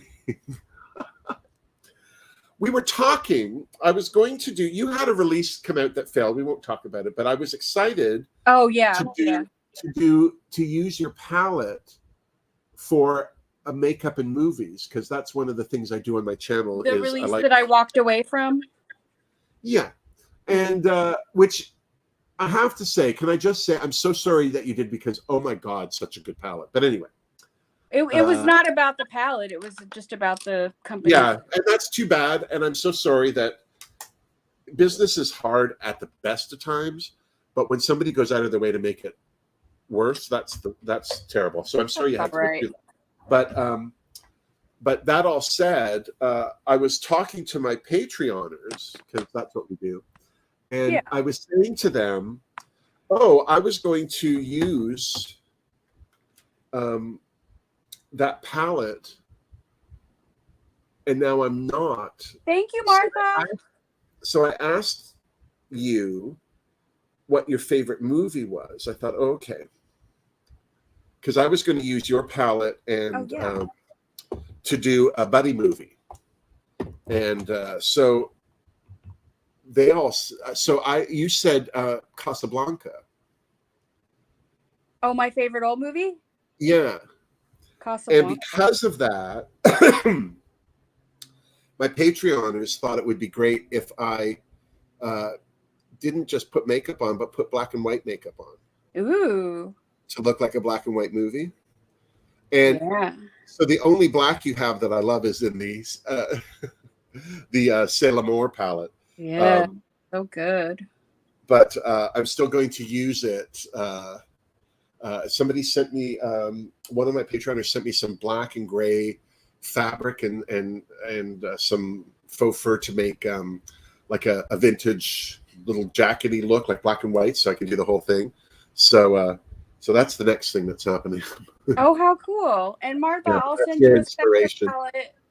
Martha, what's that? Martha ordered Ethereal and Galactic, so I'm going to send her a Spectra. Oh yeah, you'll love it, Martha. Martha's great. Martha's one of my makeup enablers. She got me hooked on Trixie Cosmetics. Well, I can't wait to join your Patreon. This weekend would have been a live chat on Zoom, but I had to cancel because I'm doing. Absolutely. I kept having to put off this interview, and so now it's finally everyone's in the same room at the same, or at least available at the same time anyway. And so I'm doing that tomorrow instead, which I hate canceling on my Patreoners, but we do. Well, you're famous, and they understand. Yeah, and I don't do it often. I think this is the second, maybe the third time that I've had to cancel. A live. I got sent a bunch of lashes from somebody. They just had all these lashes, and they said, I don't use them. Actually, it's not the first time, but these lashes here are just gorgeous. They're called velour.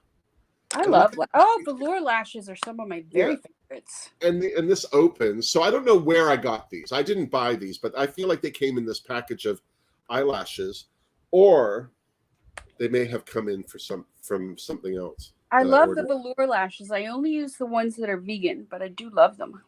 I don't know what this one is. Some of their lashes are vegan and some of them aren't, but I don't know which are which.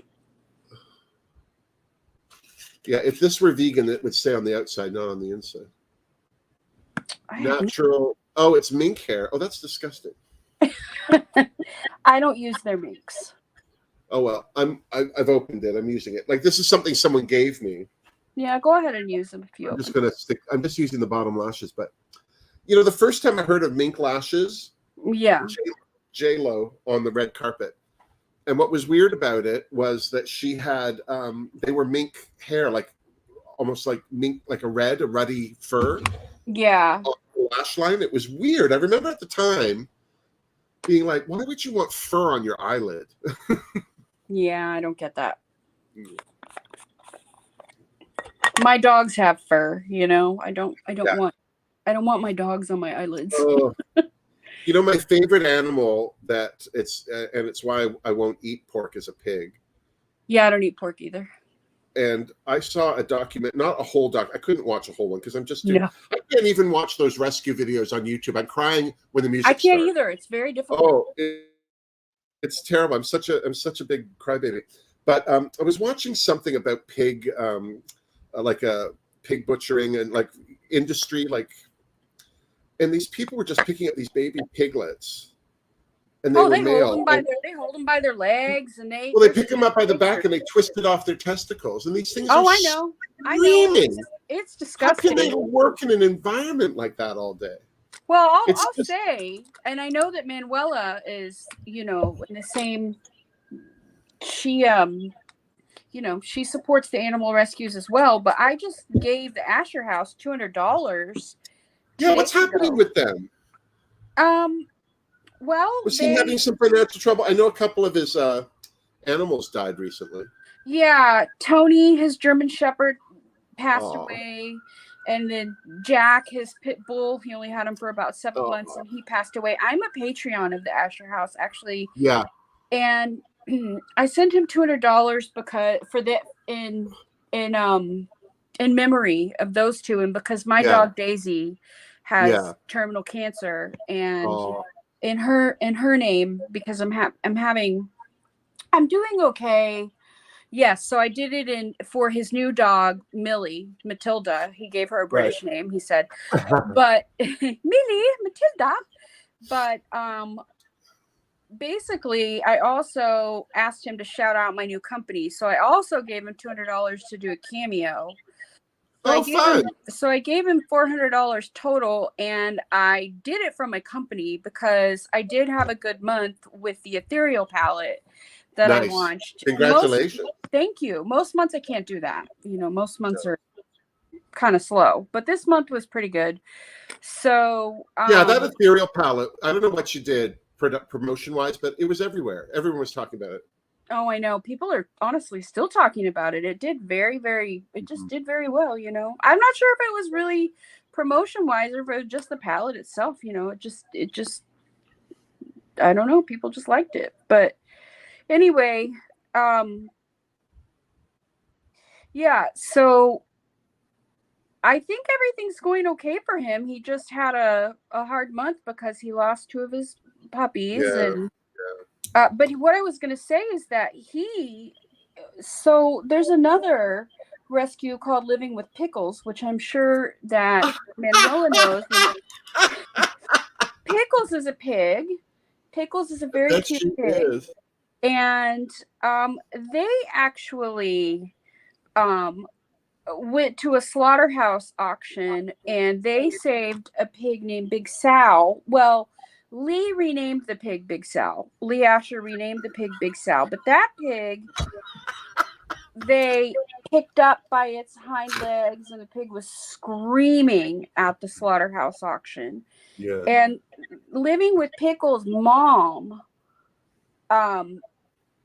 saved Big Sal. And now Big Sal lives at the Asher House.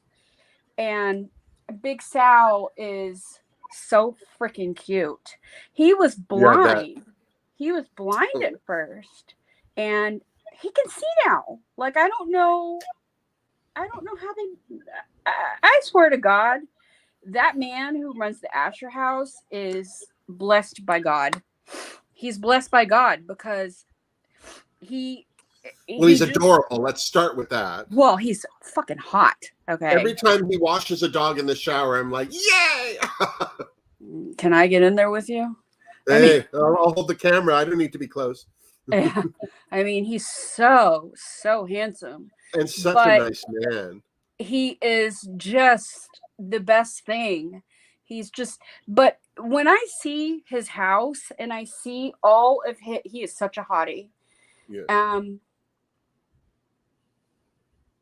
Oh, that's so cool, Martha. When I see him introducing, like when I saw him introduce Matilda to his other dogs, and she was 50 pounds, she's 50 pounds underweight. Oh, bless her. Mm-hmm. And I see him introducing all of his dogs, and it's like, I could barely introduce my 2 dogs, you know what I mean? And there he is introducing all of his dogs. This man is just blessed. He's just, he just has a gift, you know what I mean? And he's got a little kitten running around, and he's got like 30 dogs.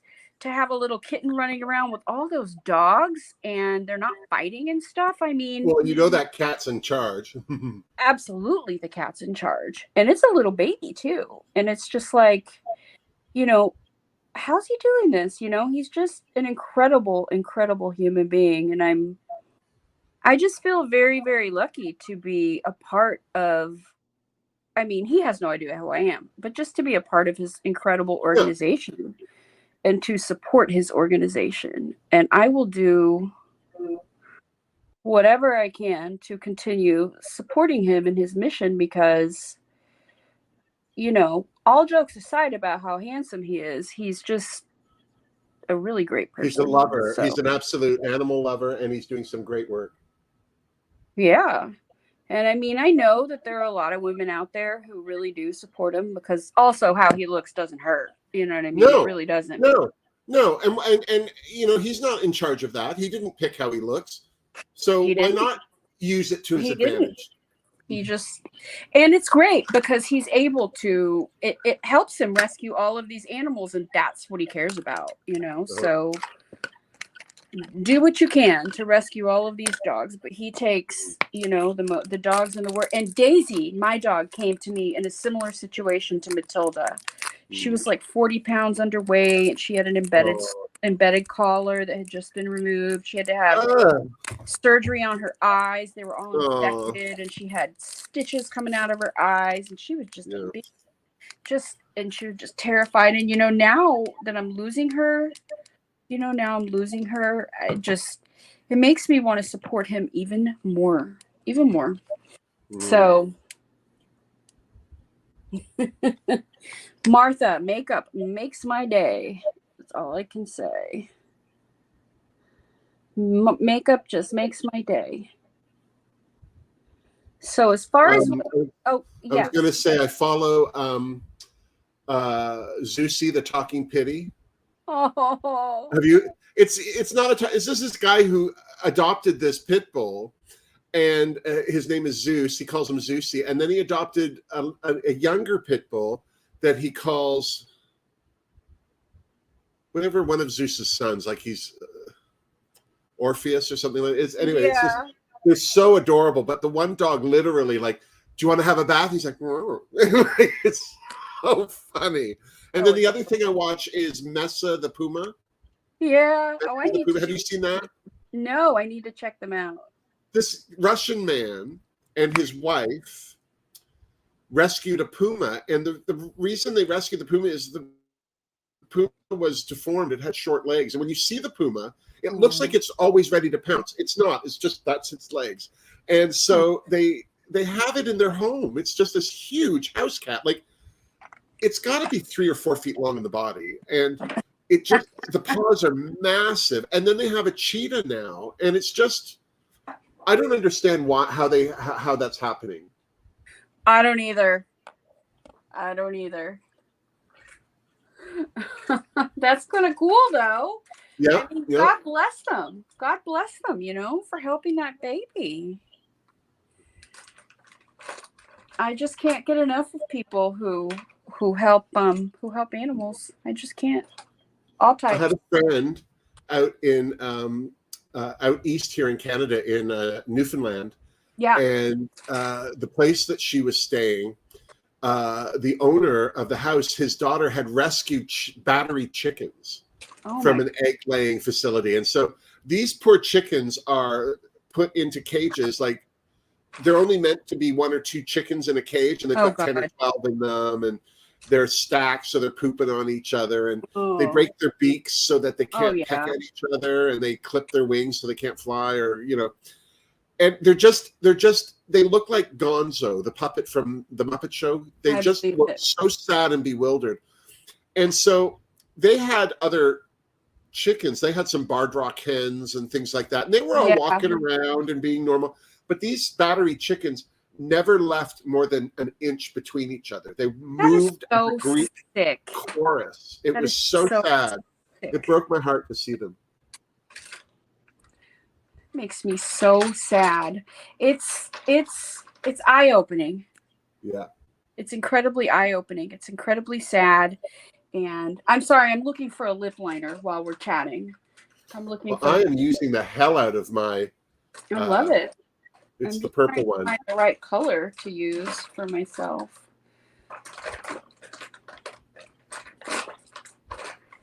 I'm so excited about that carnation. I'm about to put mine on. I wanted to line my lips because I like to use lip liner with bullet lipstick, Yeah, me too. Yeah. I often get people saying, "Oh, I love your lipstick. What is it?" And it's like, well, it's 3 or 4 different things. I don't Exactly. really remember now. Exactly. It's always like, okay, well, let me tell you about my lip liner, and then let me tell you about my lipstick, and let me tell you about the other lipstick. Okay. Every once in a while, like, I'll get a color from someplace and it's like, oh my God, that's the best color I've ever seen. But I've been on this kick for pink. Here's my Trixie Mattel, Stacy's mom. Oh no, Stacy. Ooh. And then Teresa sent me the Fenty pink. Teresa's such a sweetheart. Which I'm Have you ever behooves sent? me to use. Have you ever sent Teresa anything? Because when I shipped her order, it got bounced back to me from the post office. I sent her, but this was my fault. I ordered her the Juvia's Juvia's Garden palette. Yeah. It was so cheap, and she and Manuela, like it's just so expensive to ship to England, Ireland. But I shipped it, but I sent it to her wrong address. She had just moved. Oh shoot. So it got sent back to Juvia's place. I don't even think they bothered to contact me to tell me it happened. But yeah, I don't know. It's amazing how expensive it is. Well, I ended up having to Federal Express it to her in Ireland, and that cost a fortune. And you had to pay for the other thing to not be delivered in the first place. Mm-hmm.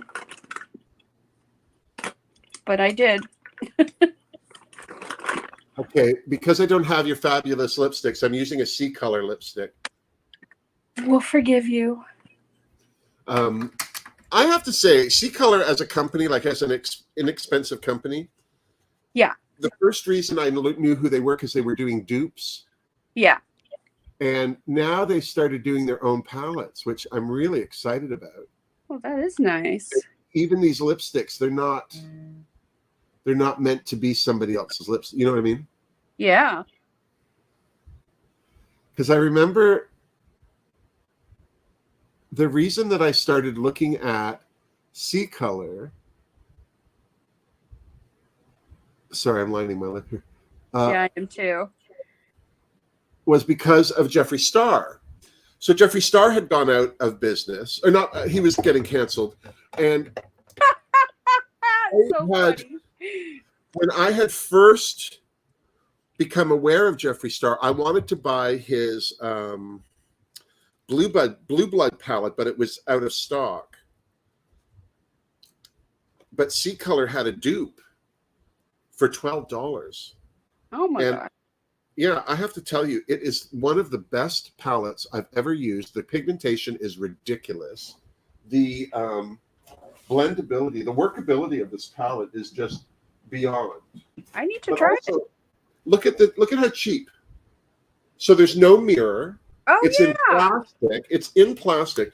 It is almost exactly the palette, except this black, which he has in his palette. So this is a blue. I feel that all the shimmers at Sea Color are better than Jeffree Star's. And it's nice to not support Jeffree. I mean, Yeah, this to be is honest. $15, 15, 12, $15. And yeah, As opposed to what, like 60 or something? 65, 70 for the blue Yeah. bag. But it came in one of those coffin pallets or something, like boxes. Do you know what I mean? Yes.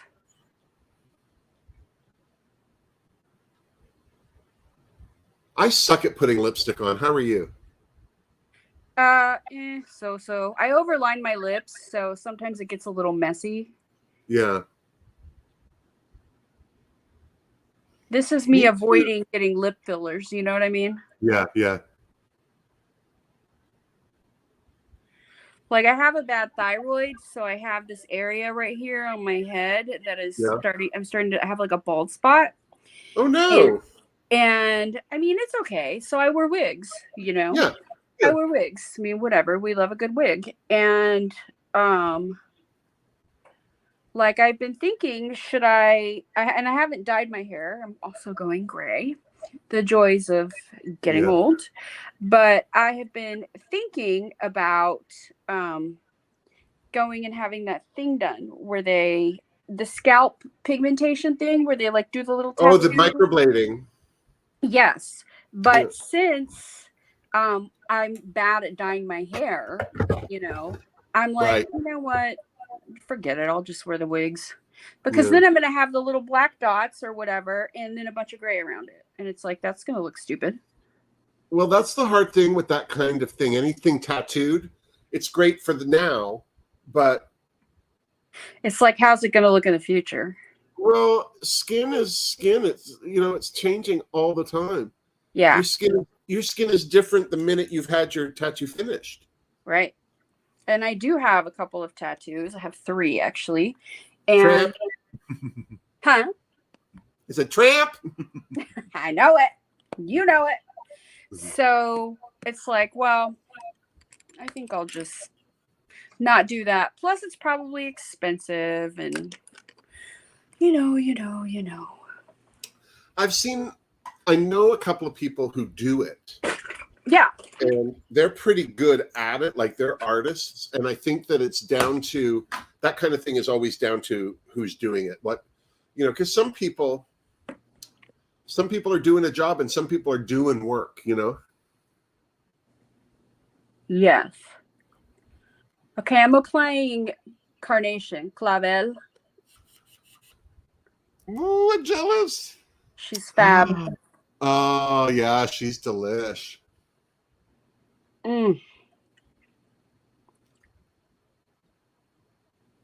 We love her. I also love a bullet lipstick. I don't know why. I don't mind liquid. Like this is what I put on from Sea Color's liquid. Yeah. It's nice. And the Fenty's liquid. But I love a bullet.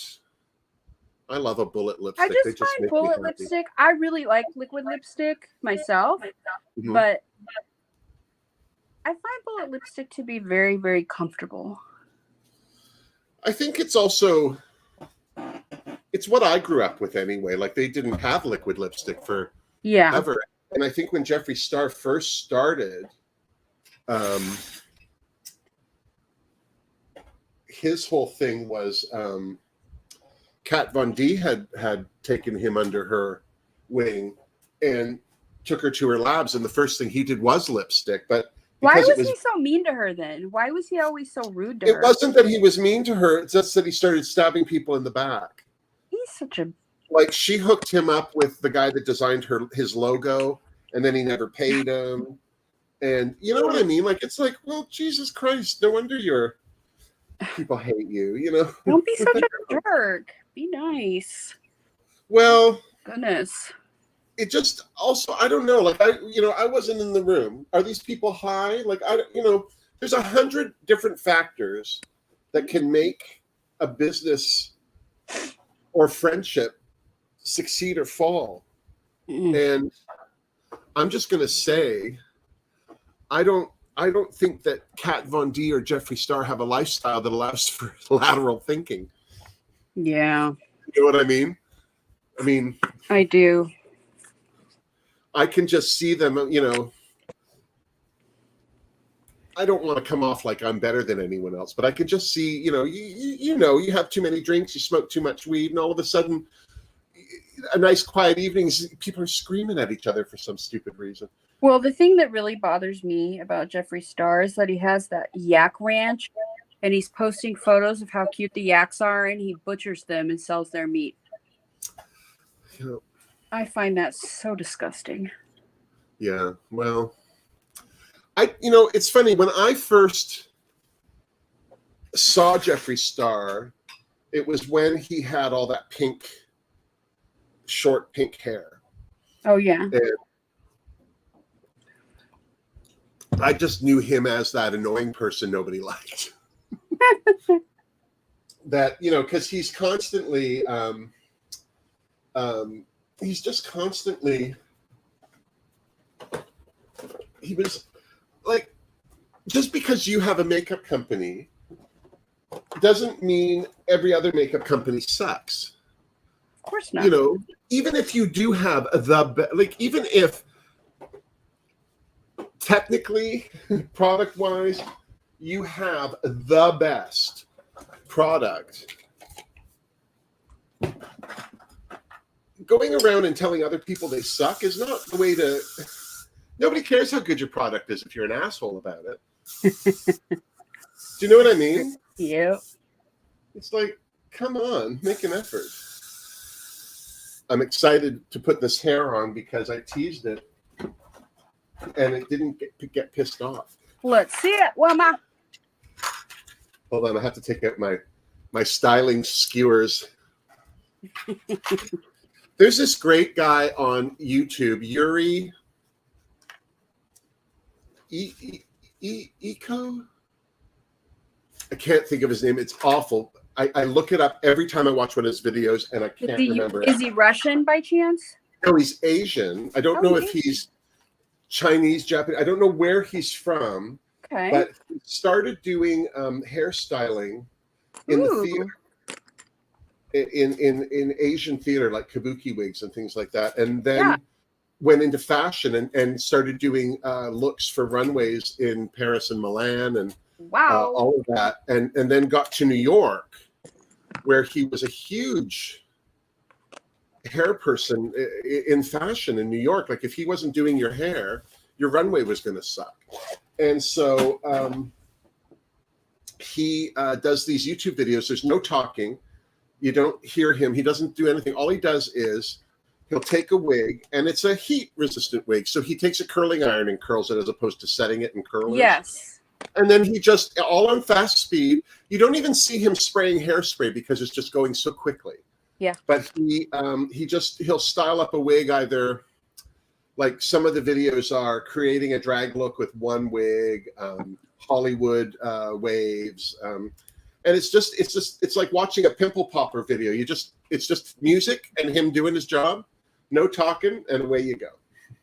I love heat resistant wigs, by the way. I have some too, and they're so nice and high quality. I don't know if any of the wigs I have are heat resistant because I don't mind styling them with steam. Yeah, I don't mind that either. I just find wigs to be so fun and fascinating. Mm-hmm. Oh, she big. Oh my God. I didn't think she was going to be that big. I didn't think she was big enough. I was styling this, and I thought, oh, I wanted to get one of those big RuPaul, like just big hair, and I'm wearing this fabric that one of my Patreons sent me. It's Wilma, fabulous muumuu. I made a muumuu. You are too fabulous, my gorgeous queen. I mean, my wig's just straight, and now I feel like such a loser. Well, but that's the hard thing when you're doing drag, right? You can't just put on a lip and run to the store. No, you can't. Ooh. Well, I have two of these blue wigs. I had a long one, and I loved it. And then somebody sent me another one. I think I may have even said, "Oh, I wish I had two of these because I do a short one." So this is the one I cut. Incredible and fabulous. Just I absolutely. think it needs to be. I Stunning. need to layer it. It's a little too heavy in the bottom. I need to fluff it out a little. Woo-hoo! Oh my God, I love it so much. Yeah, I feel like it's eating my face. No, it's just the It's whole so funny, package. I have always loved wigs. Always. When I had hair, I loved them. When my hair started falling out, I loved them. I didn't care. I just loved wigs. If I were in a theater room, the first thing that would go on my head was a wig. I used to call them hair hats. I love that. Hair Yeah, hats. and so I just love a good wig. And when I started doing drag, I had shitty wigs. First, I had hand-me-down wigs from a great drag queen who just was giving me wigs that she just, they were at the end of their life. So it was easy for me to learn to cut them and curl them and set them and all that. But they weren't very long. So I ended up with all these wigs that looked like Ethel Mertz. So they were kind of, tight and like tight curls on the head and looked like they needed a smart hat on top. And I have a steamer, so I need to start. Look how yellow I look. I look like Marge Simpson. What's happening? You don't. Well, on my TV, I do. On my Well, I mean, Marge Simpson's fabulous, so there's nothing. I love Marge Simpson. Yeah, I did alterations for Julie Kavner on a movie, This Is My Life. Mm. It was weird. It's weird when you walk into a room and there's a famous person. Like it's just I know. Because them and they have no idea who you are. I lived in LA for a while and I did see a lot of famous people and it was kind of cool. Actually, I live in Austin and there are a lot of famous people here. I bet there are, yeah. Yeah. I haven't seen Matthew McConaughey here, but he lives here. But I've seen J-Lo. Oh, yeah. I saw J-Lo and Mark Anthony when they were still married here. Mm-hmm. And Sandra Bullock lives here. I haven't seen her. Does she really? Say hi to her if you see her. She's so sweet. I like her. You too. It's so upsetting. Be a bitch. I don't know. I actually heard somebody say one of the few times I heard somebody say something derogatory against her, that she's, a little, nice. a little curt and I'm thinking, well, what day were you talking to her? Yeah. Like, you don't know, like this is a woman whose company is producing multi-million-dollar movies and you're bitching because she didn't gush over your love for her. She could have get in line. Like she could have been busy. Okay, let me put on my wig. I did not do mascara, but I'll just do it when we're done. Okay. I can't tell. Yeah, I like that. I don't. When I first started wearing a lot of makeup, I didn't really pay a lot of attention to formula and pigmentation, or whether it was a pressed pigment or an eyeshadow, or how hard it was pressed, or I didn't care any of that stuff. But as I've learned what I do like and don't like in makeup, I've been very pleased to just get to understand what makes an eyeshadow good or not. And, a lot of people talked about Blend Bunny. Oh, yeah. When it came out. And I have to say, it wasn't a bad palette, but I didn't think it was all that everyone was talking about. Do you know what I mean? Like it was good, but I didn't see why it was great. Do you know what I mean? Like I feel like it wasn't any better than Beauty Bay. And the difference with Beauty Bay is Beauty Bay's less cost. And even though I'm getting it shipped to me from Europe, it costs less to ship. What I do with Beauty Bay is I just wait until I need to, and until there's enough things that I want from Beauty Bay. Yeah. And then, I'm switching wigs. I didn't like that one. And then I just order enough so that I can get it shipped for free. Yeah. That's what I try to do with Beauty Bay. And then it doesn't. But they ship out of their American. Hi, you guys.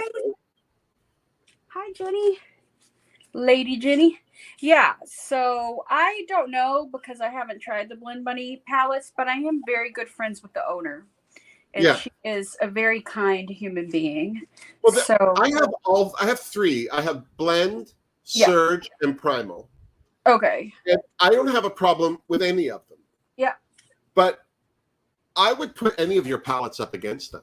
Oh, well, good. Yeah. Like, I mean, you know, it's one thing when people go, oh, it blends so well. Ooh, the formula. Ooh. It's the same thing when I first was introduced to Jeffree Star. It's like, well, there's a lot of people that do good makeup. I like Jeffree Star's palettes. I mean, I did too. Oh. I'll say I have not used them many times. I used the Thirsty palette a couple times and I liked it. I thought it was good. That might be it. I think I used the Beauty Killer palette like once. That was one of his first palettes and I thought it was good. It was a hard palette, color story wise, Beauty Killer. What about the Beauty Killer palette? I felt this color story was odd. Yeah, it was hard to use. I agree. Because I have the Sea Color dupe here. Hold on. Bear with. Yeah. Bear with. Beauty Color is a Beauty Yeah, so Killer. this is the Beauty Killer dupe from Sea Color. Oh yeah. And it's fabulous. Very much like Beauty Killer. Yeah, but I'll tell you, the shimmers in here are stunning. Well, I'll just start getting from them. In Beauty Bay, I have to tell you, I think the Beauty Bay shimmers are very nice. Yeah, I like Beauty Bay too. Mm-hmm. I also really like Be Perfect. I have quite a few palettes from Be Perfect. I like Be Perfect, and I also like Sample Beauty. I haven't shopped from Sample. Sample Beauty is another UK brand that is incredibly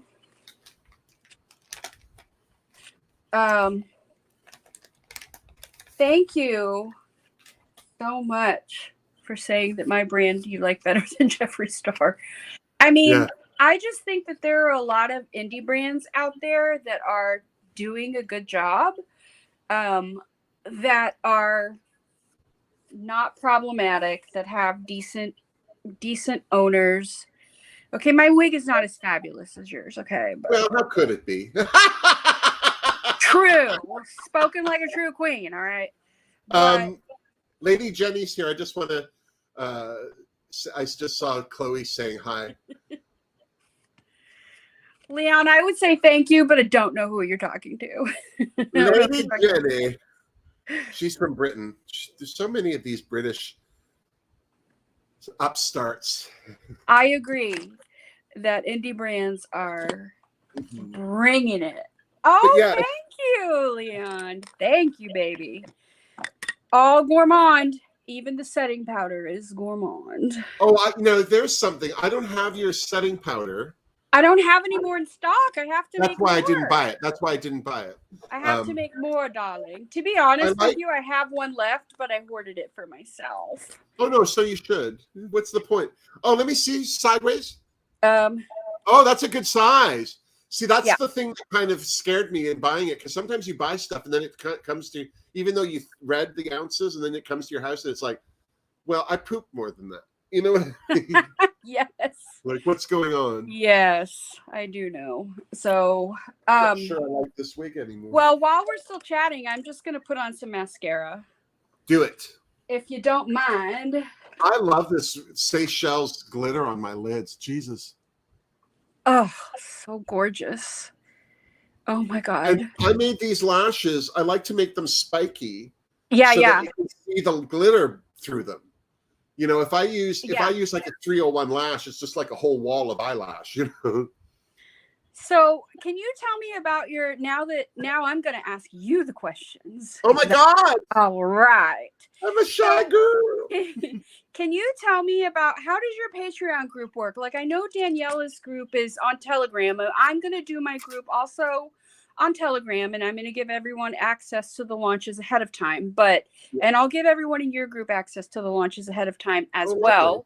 And I'll give everyone an exclusive discount in both of our groups. Yeah. So how does your group work? I know you do the Zoom calls, and do you have like a chat or? I have 3 tiers. The first Okay. one is Divas, and that's just it's $3, and it's just to support. Yeah. You don't get access to anything. Yeah. But your name goes in the credits. But Okay. it's just easy because some people just don't want to invest a lot of time, which is fine. Yeah. And then you have Princess at $5, Yeah. which is you get access. Oh, and everybody is accessible to the live chats. Like that's across the board. I didn't want to limit that because we only get about maybe 6 or 8 people as it is. So yeah, I'm not going to limit that either. Yeah. Yeah. So so that's across the whole thing. But at the Princess level, you get access to my weekly watches, which is just me chatting every week. It's something. I try and do them every week. Sometimes I miss a week. But and then also access to my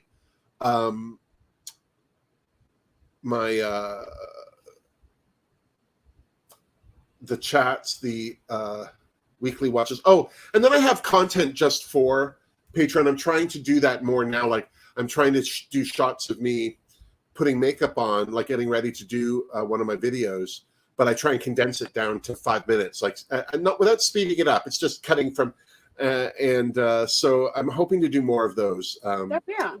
But the hard thing is, you know, when I'm so behind with my reviews right now, and I'm the only person working on anything that, like, I can't create more work for myself. Do you know what I mean? No, I mean, it's a lot but of work. I am creating more work for myself. So well, it's a lot of work as it is. Yeah. Yeah, I can imagine. I mean, I've hesitated making my own Patreon. So fabulous. Oh my God. Because it's a lot of work. It is. And I'm constantly asking my Patreoners what they want, if there's something that they would like to do or see, or, you know, yeah. Like, I don't know. Like, you know, I always run it by them. And what do you guys want? Or is there anything? And I also have some Patreoners who pay way more than the tiers I have because they just want to support, which is so flattering. That is amazing. But I don't. Yeah, I just like the camaraderie. And then my Patreoners started a Facebook group, the Wilma Fingerdoo Facebook group, and I have a link to it in all of my videos. Oh, It's in so the I'll join description that box. also. Nice. And I've only been there once or twice. I was there once with Wilhelmina. We were filming together here. I love. And we Wilhelmina. finished, So cool. and then we went on to that live, and no one was expecting us, so that was fun. Ooh. I love that. Wilma's weekly watches, yes, Chloe. Okay. All right. Obsessed with. Oh, thank Lavender you, Lindsay. powder. So tell me about lavender powder, Manuela. Yeah, what is the? I don't know anything about lavender powder. Do you mean setting powder? It could be like a talc for the body, like that smells like lavender. Yeah, I don't know what you mean, but I'm intrigued to know more. I'm doing my cheeks differently. I used to do them quite low. I love your cheeks like that. Coming back in under here, like so that the smile was there. And then I was wearing a very straight wig one day, and I wanted my face to be straight as well. So I did my contour like that box. So I went straight out from my ear and then down the side of my face. I think your contour looks flawless. I mean, I didn't really do much. I did a tiny bit. And I feel like I look like a bacon strip, but I tried. But, you know, there's the difference. This is the thing I think that's a good selling point for your makeup, or if you're looking for makeup. This is the thing I learned, is there's a difference between daywalkers and drag queens. And most makeup, even the shittiest, most unpigmented makeup, is going to be fine for that day job you hate, or to pick up milk, or you know, even meeting a friend for lunch. Like you don't need more makeup than that. But when you're a performer, or you're going from like your day to evening is a dramatic change. Oh, what'd you do? I got mascara in my eye. Oh God damn it! Woo. I'm all right. You can live? Yeah. All right. I just hope I don't cry on my makeup. Oh. Ooh. Oh yeah, it Oh, really. it has a lavender color, Chloe. Oh, what does that do? Is it like a color correcting powder? That's weird. I've never heard of that. I haven't either. Elizabeth is here. Oh, thanks, Elizabeth. She says my new cheeks are gorgeous. They do. Oh. I And knew. Elizabeth just sent me all of these nails, 15 sets. Ooh la la. Oh, I know. I don't even know if I can show them. There are a couple in here that are just like, this is a very metallic purple. Oh, those are stunning. Yeah, aren't they great? Yes. And then these are the same thing in a blue. Oh, those are gorgeous. And she always does accent nails. Look at these pink ones. These ones are gorgeous. Ooh, that makes me want to get my nails done after this, or do my own. Yeah. And then this is my favorite. This looks like Louis Vuitton.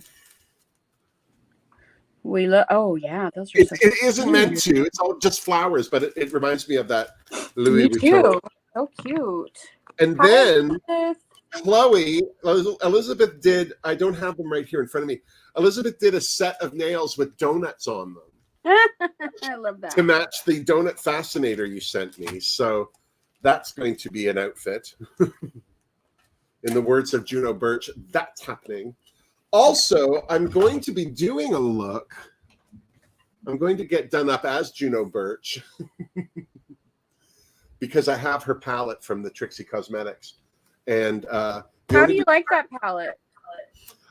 It's better than the other ones. Oh, okay.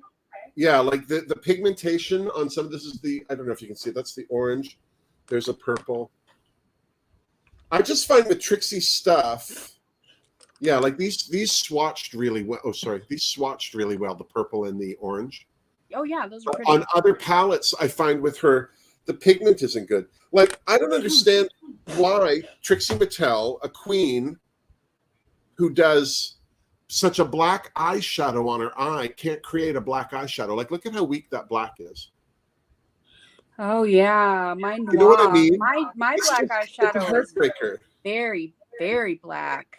It's really more great. Like, I have to say, in Juno's credit, she said that this was a dark charcoal when she was talking about it on her channel.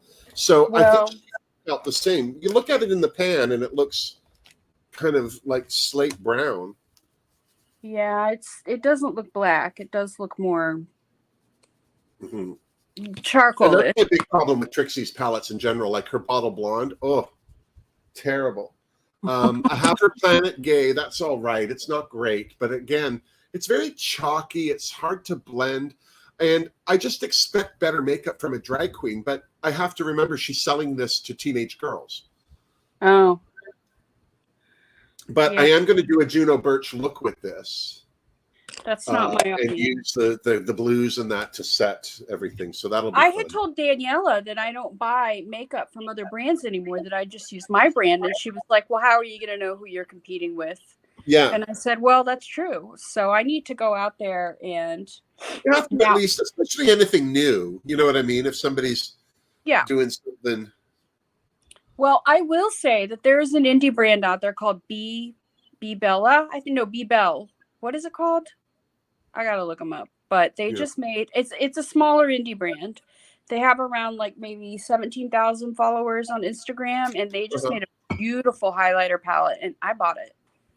I was like, I am definitely going to support this small indie brand, and I did, because it looked so pretty. And I'm gonna ask them if they want to do a giveaway with my company. Ooh, fun. Yeah, grow both of our brands. So I know at least, I'm going to plug in my iPad really quick because it's going to die. I know at least 2 people placed orders during this giveaway. I mean, during great. Yeah, so thank you. I mean, that wasn't the point. It's not a charity drive, but I'm glad that people are trying your product. No, I said, no, I hadn't really heard of you before this year. And then when you and I were talking on Tia's Live, that's when Yeah. I even was considering using your makeup. And there was no reason why I wasn't going to try it, but you can't try everything. Do you know what I mean? No, you can't. And you really can't. So thank you for giving us a shot. oh yeah, no, I'm thrilled. I'm really pleased. As I said, for this look, we used the black out of the Say L'Amour. There was a light blue called Limitless out of Vivacious. I also used from the Vivacious palette Limelight, which is this gorgeous green under my eyes. Yeah. I love and then I used this fabulous yellow from Spectra, the Spectra palette, to do this blend out on the outside, which looks green. But I find neons, especially under lights, really help to make things look brighter. And then, of course, we used a couple of shades out of that time of the year. I used these two highlighters, right in the middle, these two in the bottom, in the middle row. I used those up here and in the corner of my eyes. So, yeah. You pulled them all in, and you look fabulous, darling. I'm surprised. You know, when I'm doing my makeup alone, it takes hours, 5-6 hours, because, well, you know, I got to go over there. And then I got to go over there. You know, like stuff. But when I have something to do, like when I'm filming makeup in movies, which I usually film as I'm getting ready to film a review. Yeah. So it's I just find it's like, oh, that only took me, like, I'll look at the footage and it's only like 2 hours of footage. It's like, yeah, wow, that's because otherwise it's like days. And I really love to put on makeup, so I like to really take my time when I can, and especially when it's a new palette, because like what I did last night while I was making my eyelashes, I went through the palettes we had here and I kind of plotted out what I wanted to do. Like, what do I like? What do I? Yeah. And I've been really enjoying doing like this dark lid, because I used to do it and it just made me look like piss holes in the snow. Do you know what I mean? And I don't know what I'm doing now that's different, but it's really starting to be less muddy looking. It doesn't look muddy at all. It looks fab. And my moo-moo. Woo! Look at, here's the other fabric that I am doing a moo-moo in. It's this gorgeous raspberry that fades into yellow. Beautiful.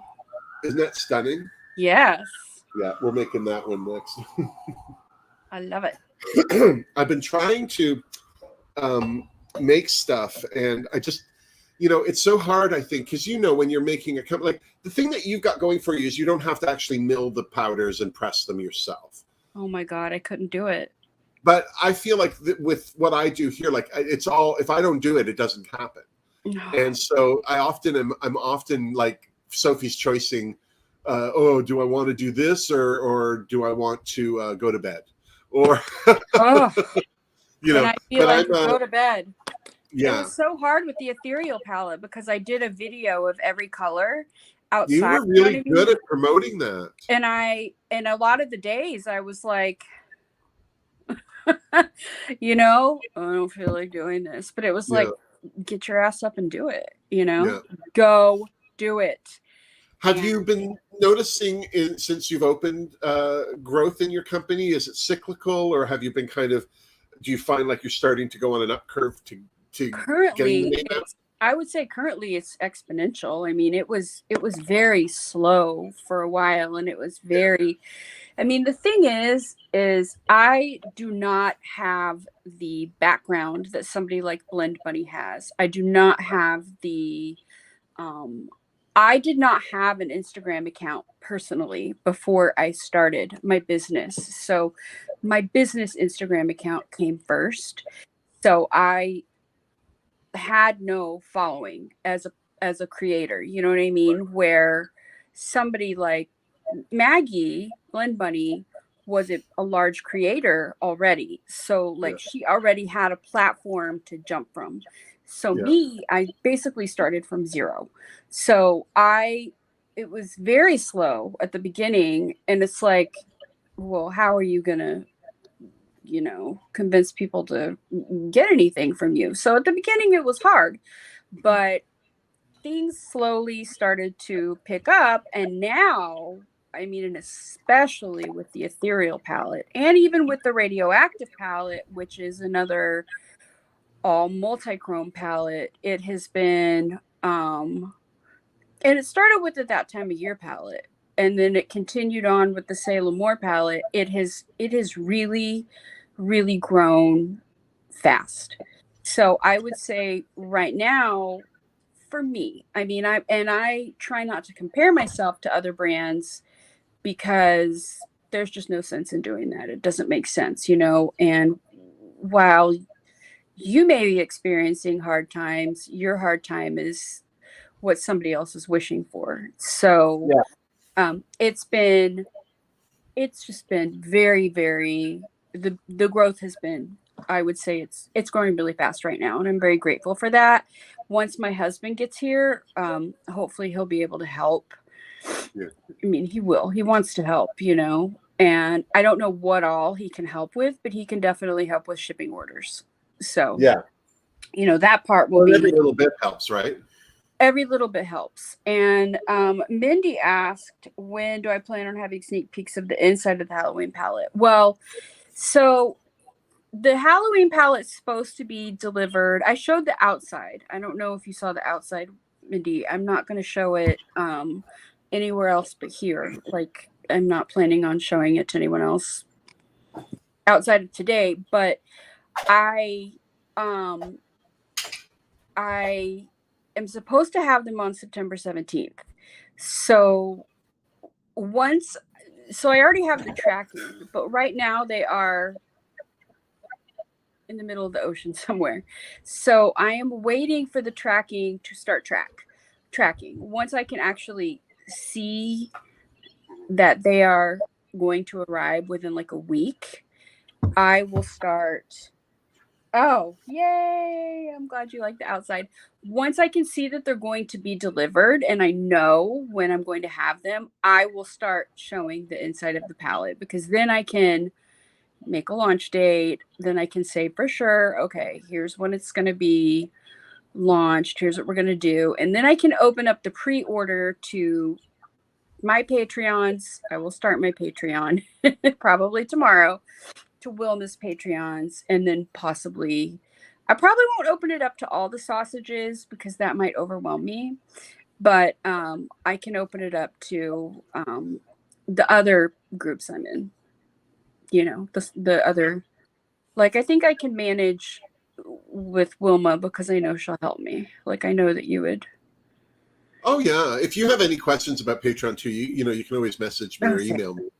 Yeah, we could go on a StreamYard and I'll help you. Oh, you're the best.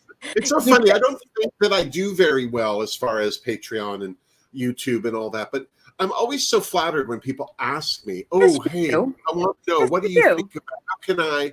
Like, I mean, I'm always say to Mindy McNamara. I was watching your channel this morning. Who were you watching?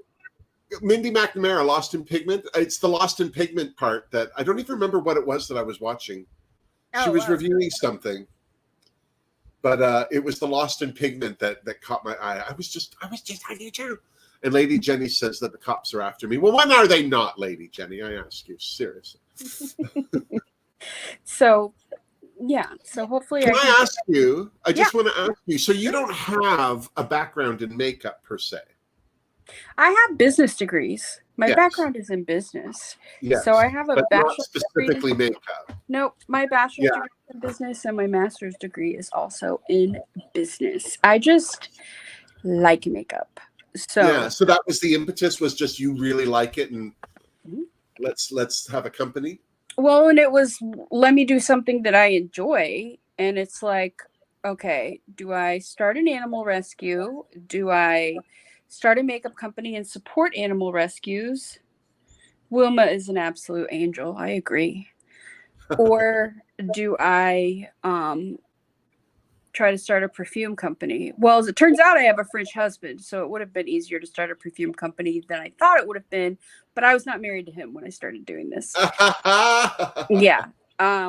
Because you have two fragrances. Well, only one's available for sale on your site.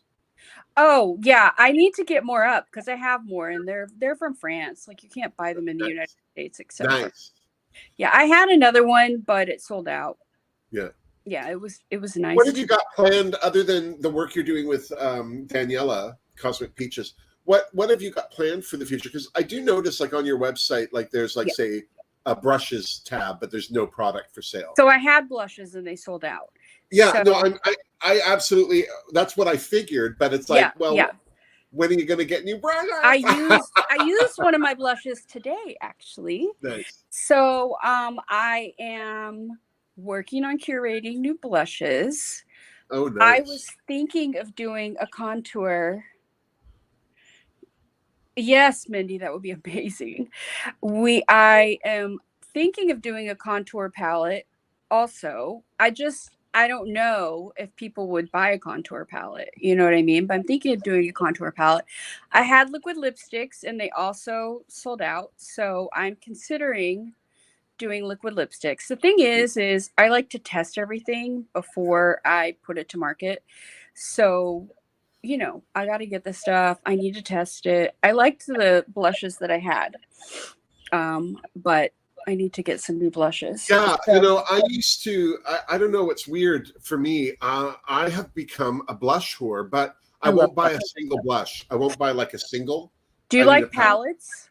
I don't know where to put a single. So do you like blush palettes, or what do you like? Yeah.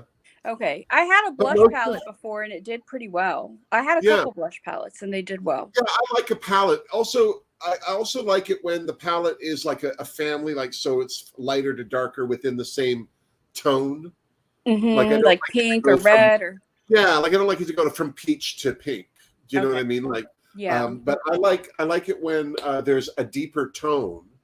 Okay. And even maybe a lighter one that is also maybe a bit of a highlighter, like satiny or something. Like for me, I like to layer, and that's why, you know, when I do my cheeks, like the purple's way back here. I don't care if you see the purple out here. I just want it to create that shadow. Yeah. And that's how I use makeup. It's like, so if a palette doesn't have the next tone that I want to kind of create a curve, I'll find it. I've got it somewhere, you know. God. It's not a big deal, but I'm one of those people. I like to use one palette for a look. I don't know why, but I think you should be able to create a look with one palette. And no, I enjoy doing that too. I mean, I used multiple palettes today just because I was trying to show my brand. Yeah. But a lot of times I'll just use that time of year palette. I'll just use Sailor Moore palette. I'll just use. That time of year is such a good palette. When did you come up with that? How old is it? Last Christmas. It is. I'm sorry, but this is. I'm almost sorry that it looks like a Christmas palette from the outside. Because it's not. It's really not. No, it's not at all. But it's such a lovely cover. Mine is so heavily used. Oh my gosh. I'm already digging into all the soft highlights and stuff. Well, the Silver Bells color for me is just so incredible. Yeah, I love that. I think that Twinkling Lights is just, oh my God. And the feels. Oh my God. Icicle, amazing multi-chrome. Look at the shift in Icicle. Yeah, Icicle is crazy. Well, I didn't even swatch Icicle here. Icicle is crazy because it goes purple, gray, green. There's a blue in it. It's just stunning. And the other thing is, these can all be used as toppers too, because they can be sheer. Yeah, they're sheer. You can build them up. It's hard because on the website you really cannot see how beautiful it is, and the mattes in there are very nice, and it's on sale, and it really isn't priced fairly because it's priced pretty low, but it's beautiful. I agree. It's an incredible color. Fuzzy socks. Yeah. And this one down here, Joy. They could be really good blushes.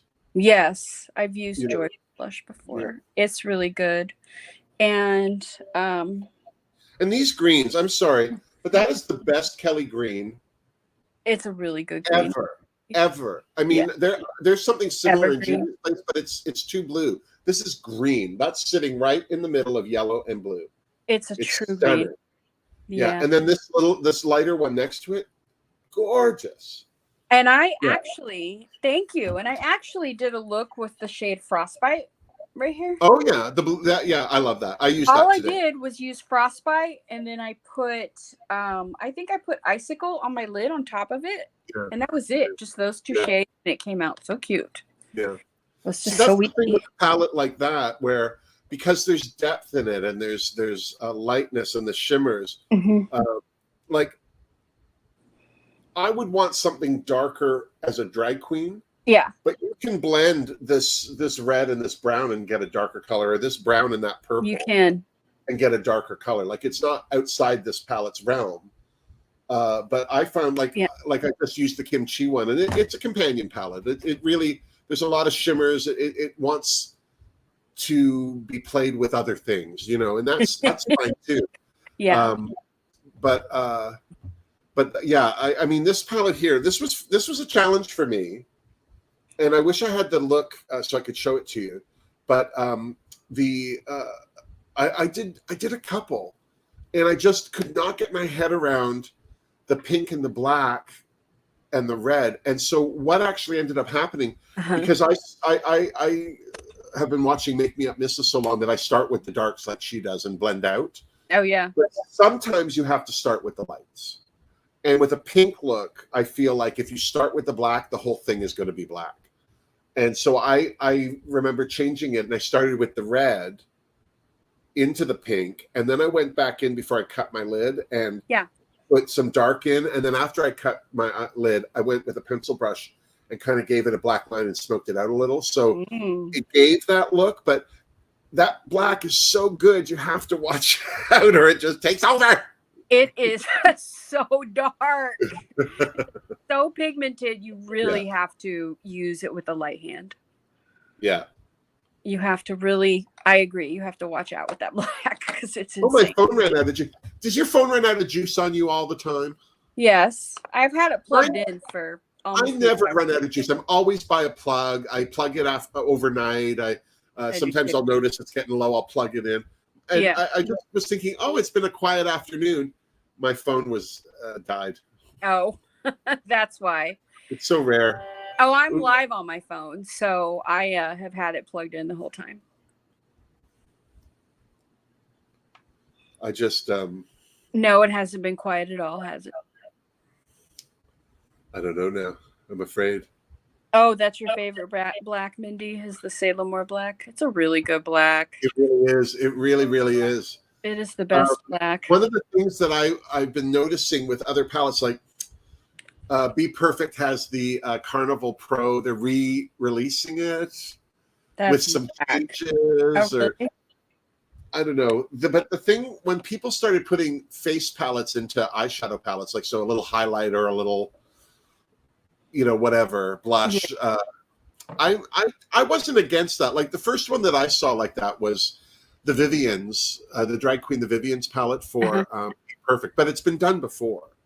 But what's like, I don't mind that in a palette. I also have seen palettes where they've got black and white bigger than the others because like the primer. And I like that too. But do you have a pet peeve with makeup palettes? Do you is there something about what's something that could stop you from buying a palette? For me, personally, and I think a lot of people would disagree with me, but I don't like weird shaped palettes. Me either. I don't like the Hershey Kiss shaped palettes. I don't like the video game shaped palettes. The boots. Do you remember those running shoes? Oh, those were awful. No, I got sent this. That's not for me. This is the rare moment where I'll say, there's always an exception to the rule. Yeah. And somebody sent me Glisten's limited edition. Well, that's cute. It's not Isn't that cute? And it's not humongous. Yeah, it sits this way best. It's. I mean, that's not big. See that? I would give that an exception too because it's not huge. Yeah, honestly, and I'm not an art person. I don't care about the packaging. It could be wrapped in brown paper as long as the makeup's good. I agree with beautiful that. Is that? I do care about packaging, me personally, because I am kind of an art person. So I studied art history in college. I mean, I didn't study art history in college. I took one art history course, but one more than lots of people. Yeah. I mean, well, yeah. So I really like art. I mean, before I even met my husband, I went to Europe several times and went to all the different museums. I went to the Louvre, I went to the Prado, I went to the Van Gogh Museum, I really couldn't tell you all the museums I went to at this point. There were so many, but I just have a deep appreciation for art in all of its forms, which is why I like to have beautiful artwork on the cover of my palettes, you know, and some of them it looks like a diamond, some of them it's more of a, and some of them it's, something different, but same neutrals and weird shapes. Yeah, the weird shapes for me, it's just a gimmick. To me that's kind of gimmicky. And if you have nice products, it's not necessary. Well, also, I'm a huge fan of getting the most makeup into the packaging.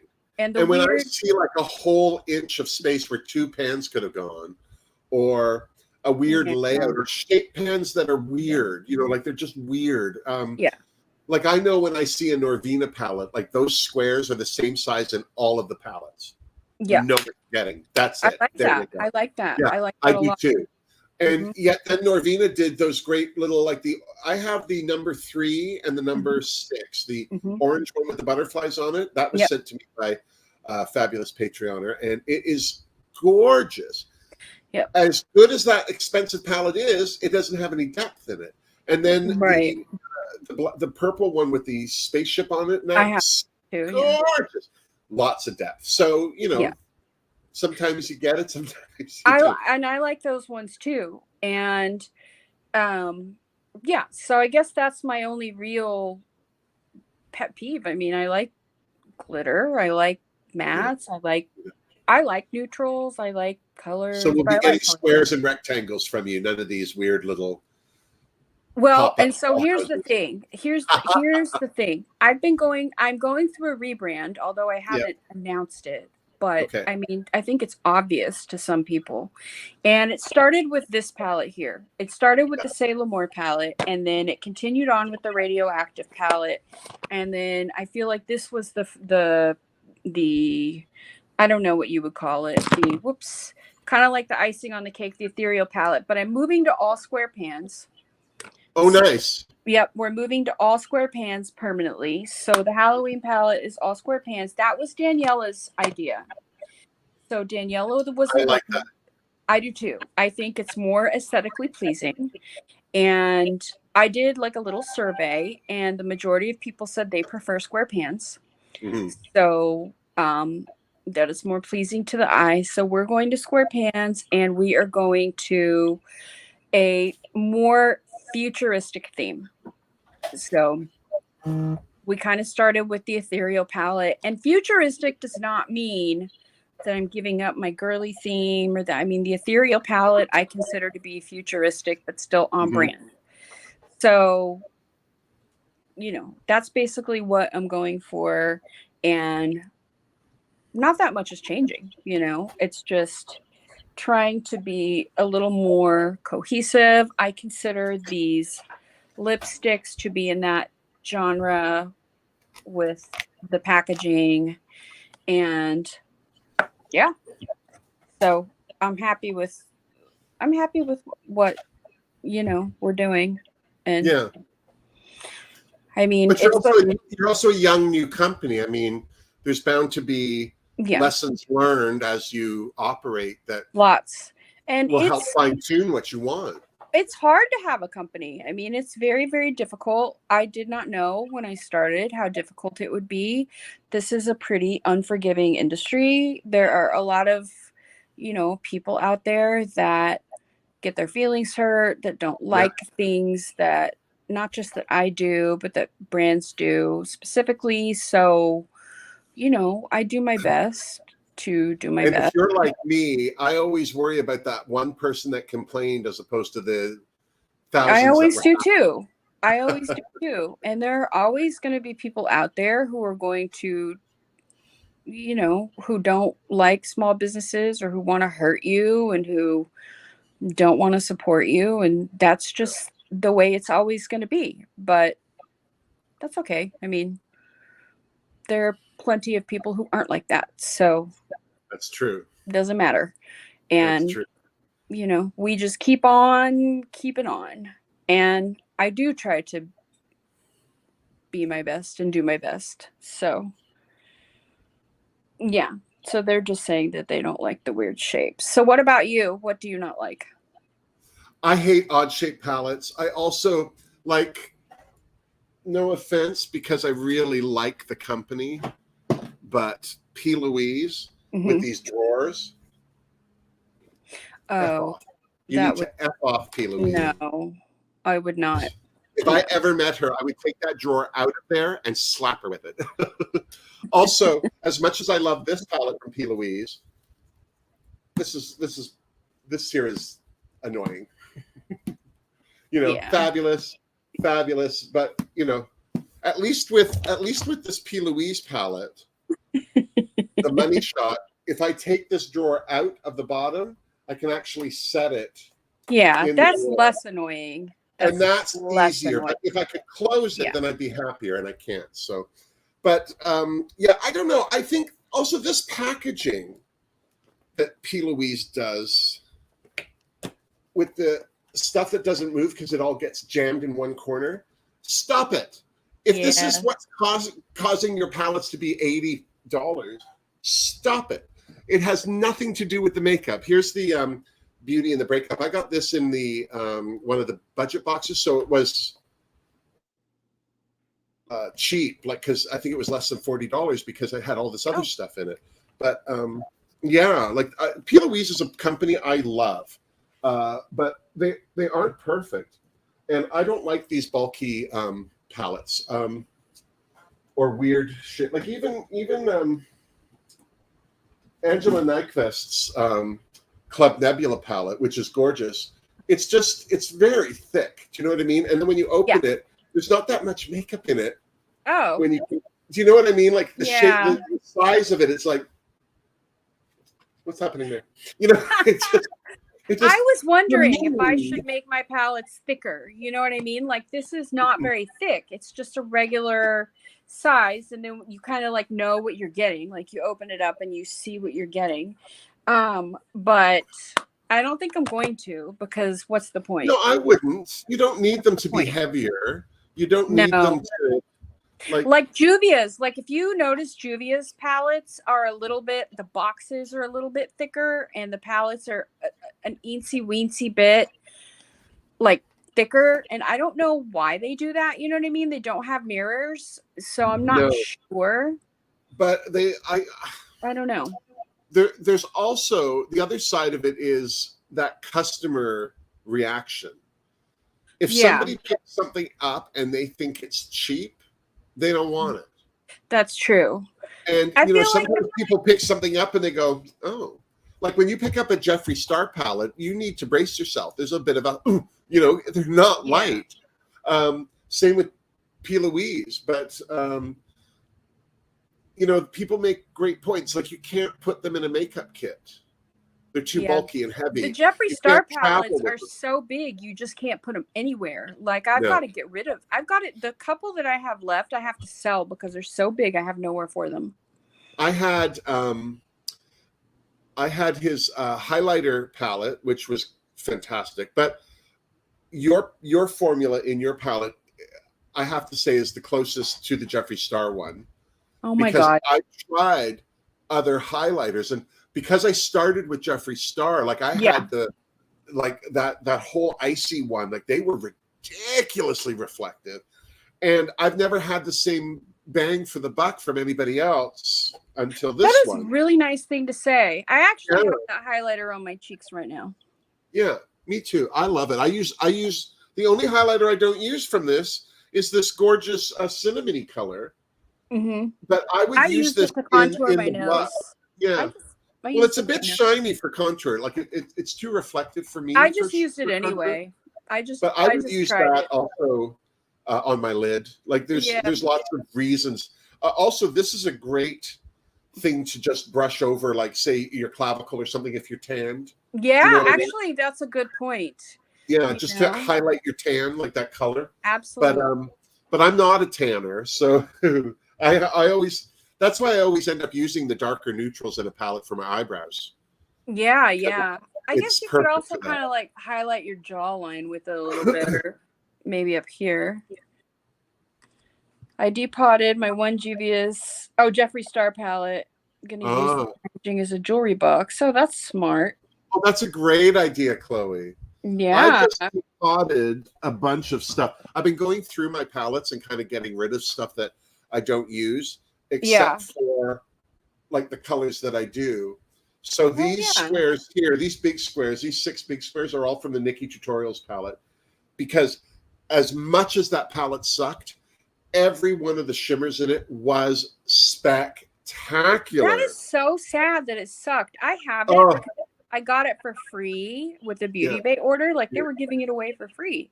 Yeah. And I haven't tried it, but people said it wasn't good, and that's terrible because she's so amazing. Yeah, and that's the second product she's released that failed. I know. She did something with Ofra or something. No, not the Ofra collab. It was not the Ofra collab. That one was good. Too Faced. Yeah, the Too Faced collab that wasn't good. Yeah. Her Pillow Talk with Ofra is good. Oh, all of her highlighters with Ofra are great. Yeah. These colors here are Glaminatrix. Those are pretty. Yeah, so I bought a bunch. I bought a bundle, and then I had to buy Fire Orchid because just shut your face. Shut it. This would make a great highlighter. Look at that. Ooh, sparkly. Gorgeous. Yeah, look at that. Oh yeah. Yeah. Fire, honey. And then this is, I don't know. I have to pick them all up too. This is the pink one. But Glaminatrix, now that was a company that I had to do a pre-order with. And it's the reason I won't ever do a pre-order again. Because it took, it was I felt so bad for them because they are so great. But, they're not going to live or die because I'm buying their product. So I don't feel bad not. Yeah. But God damn it, waiting for that palette to show up. Oh. Are they in Australia? Yeah, bless them. Yeah. But there are a lot of companies that I've worked with, bought stuff from Australia that, it really boils down to the company's infrastructure and what helps them the most for shipping. It's different for everybody. I mean, you're really good with your shipping and your stuff. I actually really thought that your lipsticks would arrive by today because I think they crossed into Canada on Thursday, and I thought, oh dang, that was fast. Yeah, sometimes the minute they land, it's like I feel like they. Well, I have a tendency to get my orders out really fast, within a day. So, which I love because I hate it when somebody like P. Louise is one of them. They send you the tracking information, and it's a week before anyone picks anything up. It's like that happened with the Glam Light. I ordered the Michaela palette for myself, and I got one for Daniela so that she can teach me because she's so good. And it took a month. Okay, they printed the label, and it took a month before it went to the post office. Terrible. Yeah, I think I waited almost 3 months, 2.5 anyway, for Glaminatrix. And I have never waited. The longest I've waited for a package, I think, was a month at the height of the pandemic. And it could very well have been a Be Perfect or a Beauty Bay. I feel like Be Perfect's better at shipping somehow. Maybe because they're a new company, a smaller company. But Beauty Bay is very, very dismissive. If you Beauty Bay is another one that can be kind of slow during their busy times. Yeah, not super busy. They're not bad, but I'm more worried about missing something selling out from them than how fast I get it. Yes, but I'm also. I need to tell you this. Just if you're rebranding and rethinking things for your company. Yeah, I'm a whore for a mystery box or a budget box. I need to do mystery boxes. No, I'm a whore for them. You know who does the best one, the best mystery box? Who? Juvia's Place. Oh, okay. Yeah, because you get full product. Sometimes you get stuff that's out of stock. Like I got the last time I got one was the Sahara Blush Volume 1 palette. Oh, was yeah, in it. yeah. It's a great palette for blush and highlighter. Yeah. And then the P. Louise budget box. It's a budget box. Yeah. I think it's like $60 without shipping. It's maybe $85 total. But I got like I got this liquid eyeshadow in a budget box that is just okay. I will do that, and I actually have some liquid lipsticks that are a really nice formula that I do not have on my website that I could put into the beauty box that nobody could get unless they get a beauty box. You know what I would say for a good experience with a mystery box? Or yes, some please tell me, please. This is what I hated. This is what broke me for ColourPop. I ordered their biggest mystery box. And here's why I like mystery boxes, especially if you've never bought from a company. It's a great way at a low price to experience their product line. Yeah. I think any new company that has a mystery box, the first purchase I make with them is that. So I can just see randomly what their stuff's like. But what bothers me about that is sometimes you get sent stuff. Like I got sent stuff from P. Louise. It was all neutral lipsticks and liners. And I can't wear those because they don't, I'm a drag queen. So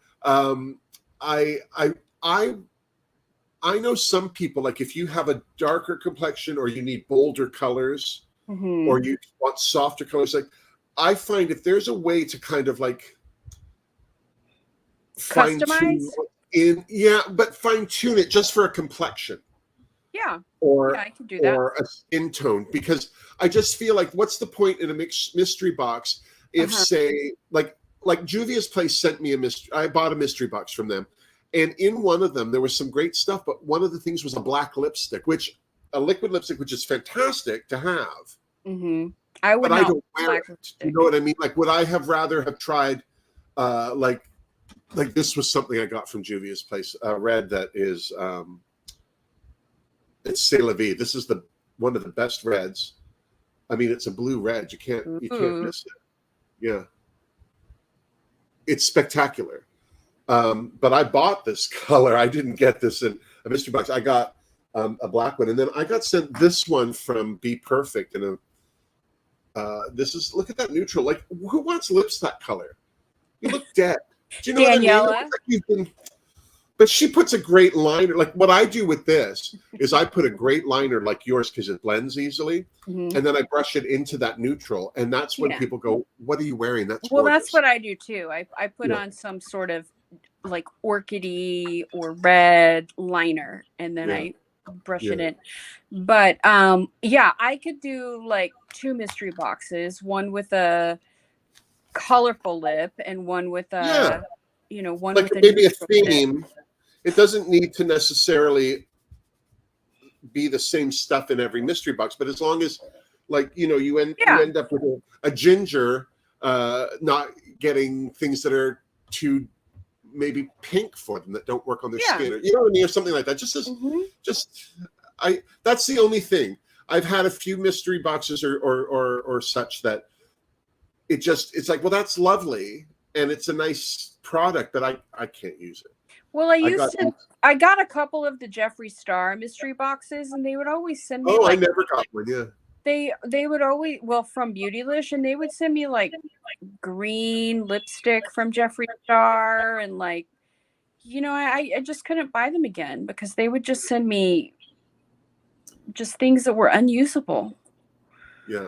And highlighters that were just green. I mean, not a green shift.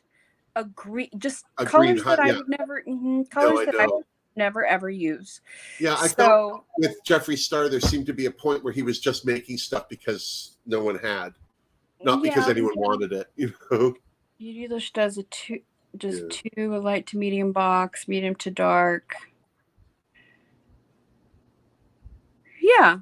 Oh, see, there you go, Chloe. Yeah, something like that. I just feel like especially with a company like ColourPop, for instance, that has so much, not just product lines, but they're all sitting there in the warehouse and they are just taking a big broom, sweeping them out the door. Stuff. And when it's down to that, you can fine tune the boxes a bit better. I don't like, what if I don't want any beauty products like moisturizers or makeup removers? What if all I want is eyeshadow? That was the main reason I stopped getting the P. Louise boxes, because even though they were a little expensive, I felt that every time I got one, I got way more value out of it than I paid. And I was also getting products ahead of everyone, like the blushes that I use. Nice. You can get them now, but they're 15 pans each. And then the box the palette they go in is $10 on the P. Louise website. And that's $55 right there. And if the box already costs $55, I got other things in that box. So I'm going to sign up for P. Louise because I've never bought anything from P. Louise. So next time they do one of those boxes, I'm going to get it. Yeah. And then I did, then they sent me with the Beauties in the Breakup palette.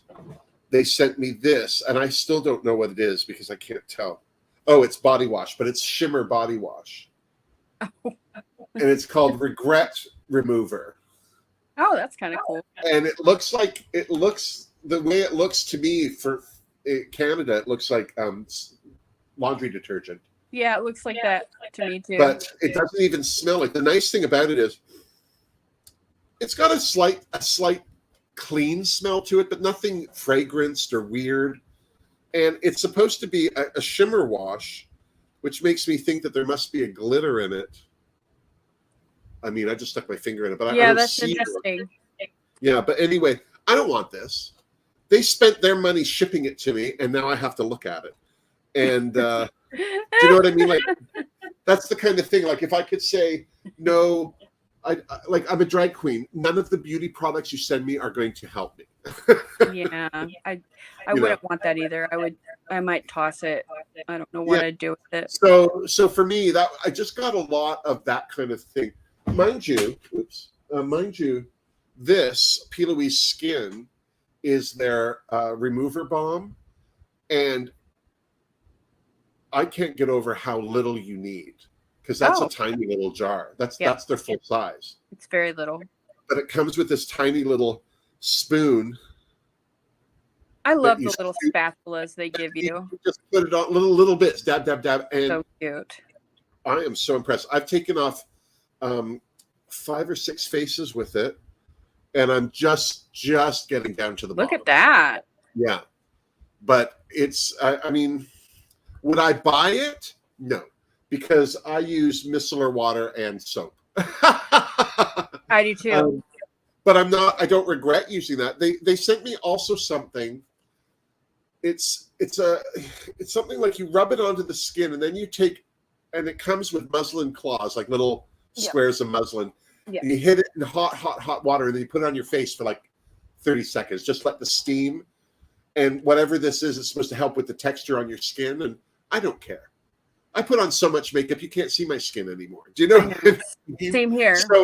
So those are things for me in a mystery box, although I see why they're in there. Either you're getting rid of them or you want to get more people to know the products that you have out. I get it, but some people don't want that. Yeah. But I do. I'm a sucker. I literally, like an asshole, and I'm so sorry, I don't normally swear.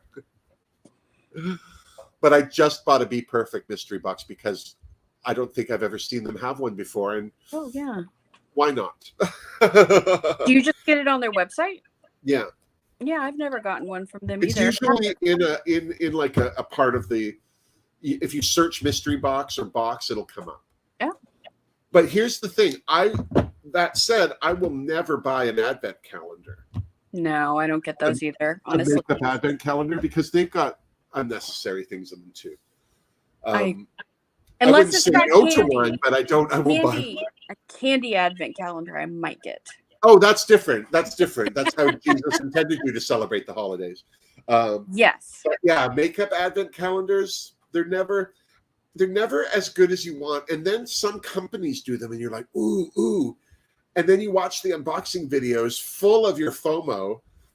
And as everything comes out of the box, you're more and more happy you didn't buy it. Hi, Booyah. How are you? Oh, yes. Elf is a good company. Oh, and Uncertain Voyage asked, how did you make your customized palette? Oh, this one here, this black one? Is this the one you're talking about? I took a butter knife and I went at these squares here. These little squares are all the Anastasia Beverly Hills Riviera palette. Oh, yeah. That one came out. It was on sale for $35, so I bought it. It's a nice palette. But I also have it in a dupe from C Color, and the C Color dupe is way better. Oh. But there are just some really great little shimmers from that palette. So because I was going through stuff I wasn't using and trying to make room and trying to kind of like Sophie's Choice, some of the makeup, because some makeup I keep because people gave it to me, but it's not useful. Do you know what I mean? It's no one's fault or anything. It's just not pigmented enough, or it once the lights hit me, it washes out, and then what's the point? And sometimes that's hit and miss. I don't know that a palette's going to be like that until I use it. Like I just threw out. I had gone on some weird psychic friends trek for glittery black eyeshadow. I think in the in the True Blood, what was it? The palette that I bought from Jeffree Star was the Velvet Octagon. Oh, the most unnecessary thing in the world. Yeah. If you were rushing from a country due to war, you'd leave it. Yeah, the purple one. I can't remember the name of that. Yeah, the blood. It's blood something. Bloodlust.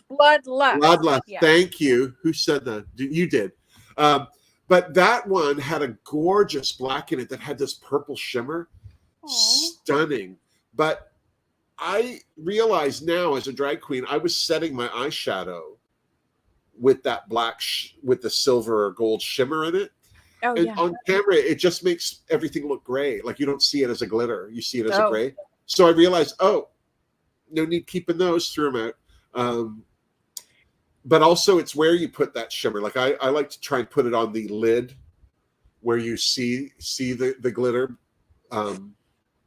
Also the eyebrow, if I can get. There was a product that I still have, but I started pan projecting some other things I had because I realized every time I got something new, I stopped using something else. And so I got from Be Perfect, they have this highlighter. It was part of one of the Carnival series, but it feels like one of those Super Shock shadows where it's almost like you can't tell whether it's actually like a liquid or a powder. Yeah, like it's smooshy. Yeah. Spongy. And it kind of has like a wet feel to it, but it's crumbly.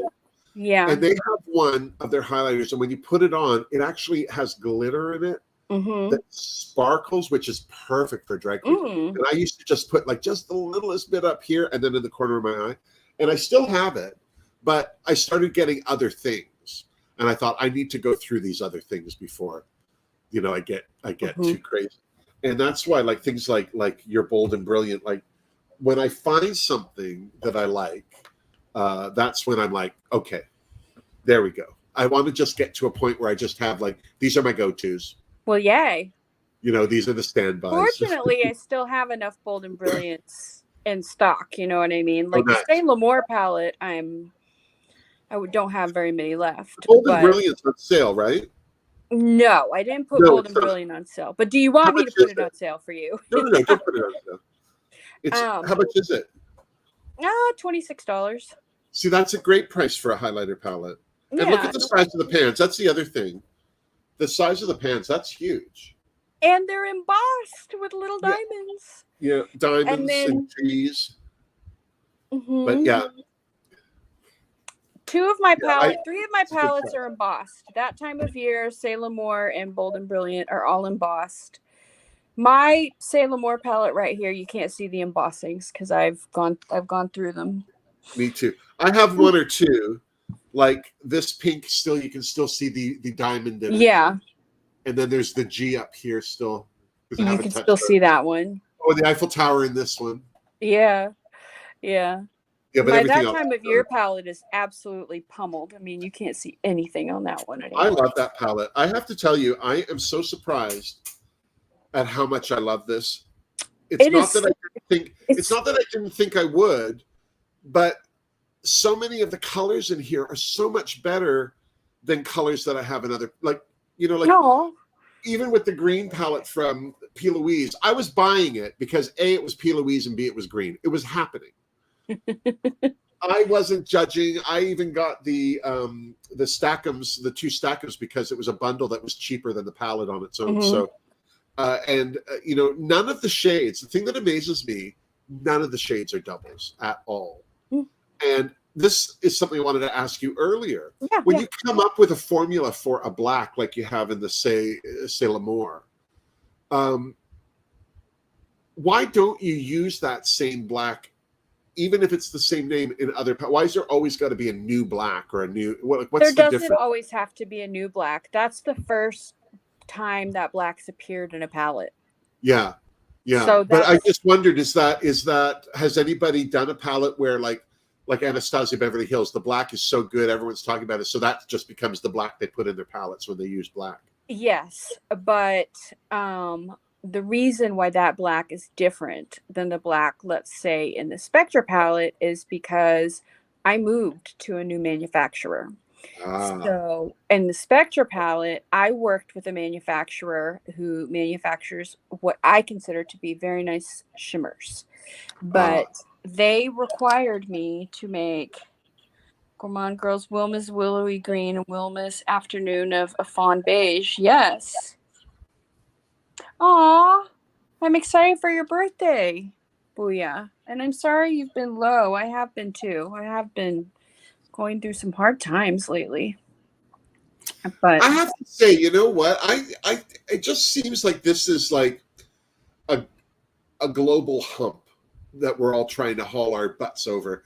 And I don't know if it's because of the heat that's been going on lately, or I don't know over either. here on this part of the world, if I hear Trump one more time, I can't even play euchre anymore because of Trump. So awful. So gross. He just makes me want to punch him until he's dead, but I wouldn't give him that time. I mean, I feel so bad for saying this, but my mom and I were saying that somebody needs to Somebody needs to, he needs to be gone. This is the problem in something like that. Like if somebody walked up to him in the middle of a speech and just let him have both barrels. Which is what he deserves. Yeah, totally. That man-child has screwed up not just his own country, but the world. And this is the legacy he's leaving. I still don't understand how any of this is good for him.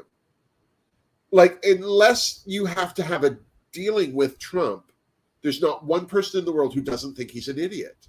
I believe that the entire situation in Ukraine has started, a large portion of it started because of Donald Trump.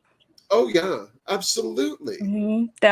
That country is fighting for itself and its freedom because of that horrible human being. And I blame my fellow Americans who voted for that piece of trash. But you know, Christina, this is the thing.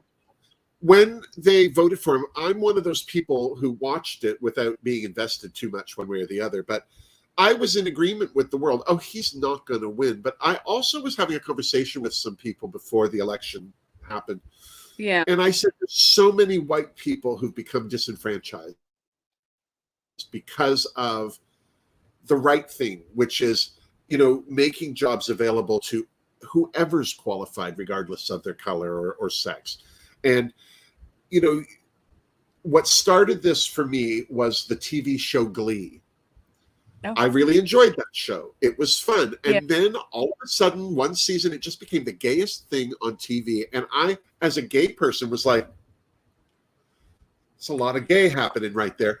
I don't need to hear it every 5 minutes either. And I started thinking, because it was at that time that Frozen had happened and they were talking about Elsa being a lesbian. And I'm like, can't they just be cartoons? Do we have to put all of these adult emotions into these things that were gearing towards children. And then they started talking about a gay superhero. And I was like, someone's going to get shot. Somebody is going to get shot, or somebody's going to go over the edge because of this is too much. That's going to be their camel's back. And I think that Trump was a straw as well, because there's all of these white people in the middle of America who've been whining and bitching and moaning about, oh, the black people are getting this. Oh, the women get that. Oh, blah, blah, blah. And unfortunately, you know, on one level, they all are right, because they've lived that way for generations. And you can't expect something to change, like all of a sudden equality, to happen without people going, what? You know, they're letting who into my church? Do you know what I mean? Like, there's somebody's going to snap. And in America, where these people who can snap also have loaded weapons, I was really not surprised Trump won, only because that lump in the middle of America, that landlocked white lump of whiny people, ignorant. Well, now, but let's be fair. Yes, they're ignorant. Yes, they're limited, but it's also because they've never been encouraged to do anything. Because why? They're already white. They're privileged. They don't have to do anything. They don't have to better themselves. They're already better. They don't. And you know, this is the problem. This is why we have all these people sitting on the sofa that's left on the front lawn of their homestead next to the rusted out car, and all of a sudden they're the ones calling the shots. You know, we've been making fun of people like that for years, but they have been the backbone of America. They're the workers and the delivery people, and the, you know, they're all doing those jobs that, you know, that are unioned and supported, but still, white people in America haven't had it too good for a little while. And you can't have somebody, the worst thing you can do to a rich person is make them poor. And I think the worst thing you can do to a white person is treat them the way black people have been treated. Because regardless of whether you are aware of the prejudice or the systemic prejudice, you're benefiting from it. And there's got to be a subconscious level to everyone where it's like, oh yeah, I don't want to not be in charge. You know what I mean? And I think that's where we got to with Trump. It's like a bunch of people saw somebody on the horizon that spoke their language, and they glommed onto him. And I'm sorry, I don't think Hillary Clinton was a better choice. She was, except that she wasn't Trump. Do you know what I mean? Like, I mean, politicians I think she was a better choice because she wasn't Trump, and for some other reasons. But I voted for her because she wasn't Trump. Yeah, I would have voted for her. I just thought she was the more ethical choice of the two. You know, I mean, I understand there were issues with her. Also, there were. She had plenty of issues of her own. Oh, sure. But I mean, what politician doesn't? Honestly, I mean. I just think that she's smarter than he is. I think that she was more qualified to do the job. She's an attorney. She understands the Constitution, and he does not. I don't think that she would have incited an insurrection on the White House like he did. No. So there are certain things that have happened since he left the White House that I feel certain would not have happened if she had been the president. But I don't think she was the best choice. I don't think she was the best choice for her party, because I think that a white male Republican, Democrat, sorry. They didn't let Bernie Sanders do it. He could have won. I mean, I think that But you know, they had a conversation with Hillary Clinton and Bernie Sanders, and they said to Bernie, it's Hillary's year, Bern. Sorry. We promised her stuff. We gotta follow through. And let's just face it, she was married to Bill Clinton. Yeah. That woman needs a break. I felt like she already had run the White House for 8 years. You know what I mean? I felt like she was. You know, she was the one who was doing everything anyway. So he was busy with Monica Lewinsky. So.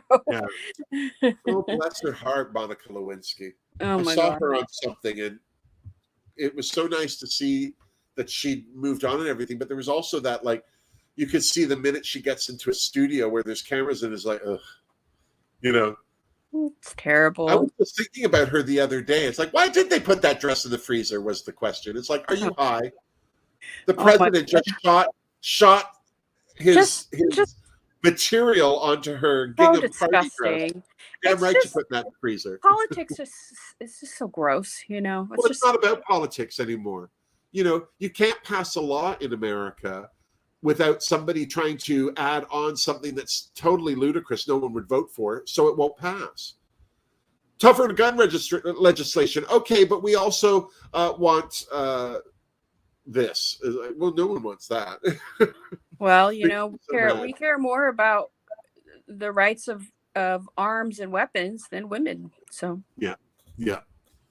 I was floored when Roe versus Wade was turned. Oh, that was a terrible day. I remember when it passed. Do you know what I mean? Like it's like, what? Like, well, Donald Trump did that too. Take away something that's been around longer than most. Well, we can thank Donald Trump for that one too, because of his adding those justices, his extremely conservative Republican justices to the Supreme Court. Gross. I hate them all. we can thank him for all of these problems. He is the reason. Yeah. So I can't say enough bad things about him, to be honest. Yeah, it breaks my heart because I have to say I love America. I love Americans. Whenever I go to America, I love it. I don't have a problem. I mean, it's not a bad place, but Buffalo's rough after 9 o'clock when everyone's doing business with you behind bulletproof glass, but short of that, there are some bad things happening. It's not a bad place. Sure, but there are bad things happening everywhere. That's true. You know, maybe not so much in Canada, but we're all high and getting married to each other. So, I mean, Canada seems to be one of the ideal places to live. You know what? There's two things going for Canada. Nobody pays attention to us, so we don't really ever rock anyone's boat. And second of all, we're so underpopulated. Like there's so much of our country that you can't live in. You know, like it's just too. I mean, even in Newfoundland, most of the houses don't have basements because you can't dig into the rock. Like they're all kind of spiked into the stone. Yeah. But you know, our Canadian Shield and that, like you can't live up there. And then there's parts of like the prairies, the further north you go, like people live up there, but not a lot. And we have a lot of space. We have a lot of available space for people. You do. And we have industry that would benefit from those people coming here and working. But at the same time, we are a small country in a big space, and we can't have too many immigrants come in right away because there's enough trouble keeping the people that are here employed. You know, and it's all of that. But Canada, I have to say, I do appreciate being Canadian because I'm exposed to culture here that I don't think is encouraged, say, in America. You walk through neighborhoods in Toronto, like my whole life, I've walked through like Little India, Little Korea, Little China, little Caribbean, like these little communities, little Poland, and you're exposed to culture and food and sounds and language, and it's normal. I remember being in Heathrow Airport with a friend, and they were American. We were filming a commercial, and they were going back to the States, and they were a bunch of Hasidic Jews had come by, all like in the hats and everything, and just keeping to themselves, moving through. And he stared with his mouth open, and I was like, "What are you doing?" And he's like, "Why are they dressed like?" It's like, have you never seen a Hasidic Jew? Like this is just traditional clothing, and this is how he'd never seen it. And it just surprised me because I don't think I live a lifestyle where I would be ensconced in any Jewish communities per se, but I mean, they're all over the place. There's no restriction. I grew up in a neighborhood that was very Greek Orthodox, you know, but it's interesting. I just find it interesting being in Canada because I think we're very open to people. And I think that helps us be a little less tense. globally. You guys are definitely less tense and less violent. The world is less violent, I feel like. We don't have the, our gun laws are different here because we actually have people that do hunt. Like most of our country is hunting land. Like it's, you know, and most of those people that are hunting are indigenous. You know, they're the ones actually hunting for a good That's reason. completely different from the kind of, you know, going hunting from a truck. Hunting is different than what happens here. Yeah. That's but yeah, I'm very proud to be Canadian in that light. But at the same time, we're still human. I mean, we're still assholes. You know? Well, I mean, we are all over the world, but we're just human. But yeah, I mean, I'm proud to be American as well. I mean, I'm proud of my country. You but should be. We have, I mean, it's a very entrepreneurial country, and it's enabled me to start my business and to grow my business. And my grandparents on my mom's side came, you know, their families came from Mexico and they spoke Spanish at home. And my grandfather was illiterate and my grandmother only made it to the second grade. And on the one hand, they faced extreme prejudice in this country. And that is not something that I appreciate. No. And that is not something that I am proud of about this country. However, I am proud of the steps that this country has taken in the past 2 generations since my grandparents' time. By the time my grandparents passed away, they owned their home. They had paid off their home. They had raised all their kids and all of them had gone to college. I mean, so there was definitely, you know, progress that has been made in this country that does make me very proud. I mean, has my family suffered from the past in this country? Yes. But yes, prejudice is absolutely everywhere. I am certainly white passing. My father is white. I am only half Latina, but I am still Latina. I do not fit the typical stereotype of somebody who looks Hispanic. Although I do look, I mean, you know, people in South America, I look just like people in South America. But, you know, when you look at somebody who is Mexican, I don't look like a Mexican when you think of somebody who's Mexican, when not you, a typical person, but you know, I grew up. There's all sorts of there are genetics and all. Spanish, well, you know, I remember meeting a very tall blonde Italian. You will, you know, person in school, and I said, "You're not Italian. You're too tall." Like I'm 6'4", and they were almost my height. Ooh, and I said, "You're not Italian." I get asked if I'm Italian a lot when I'm in Europe. You know, people tend to think that I'm Italian because I have the, you know, hazel brown eyes and dark hair. But, you know, and my father's family, they probably came over on the Mayflower from England. So, I mean, I'm definitely proud of my heritage. And my father's parents died when he was 8 years old, and he raised himself for the most part. He spent, you know, Christmases in the laundromat alone. And he got a PhD in economics, and my mom put him through college. They got married when they were 21. And I'm really proud of my family and everything that they accomplished. So for me, I mean, America is a country full of dreams. You know, you can accomplish what you want to accomplish. My grandparents, who were illiterate and made it to the second grade, bought a house. They bought a house. My grandpa wasn't allowed to go to school because he was too dark. Yeah. And by the time he passed away, he owned a home.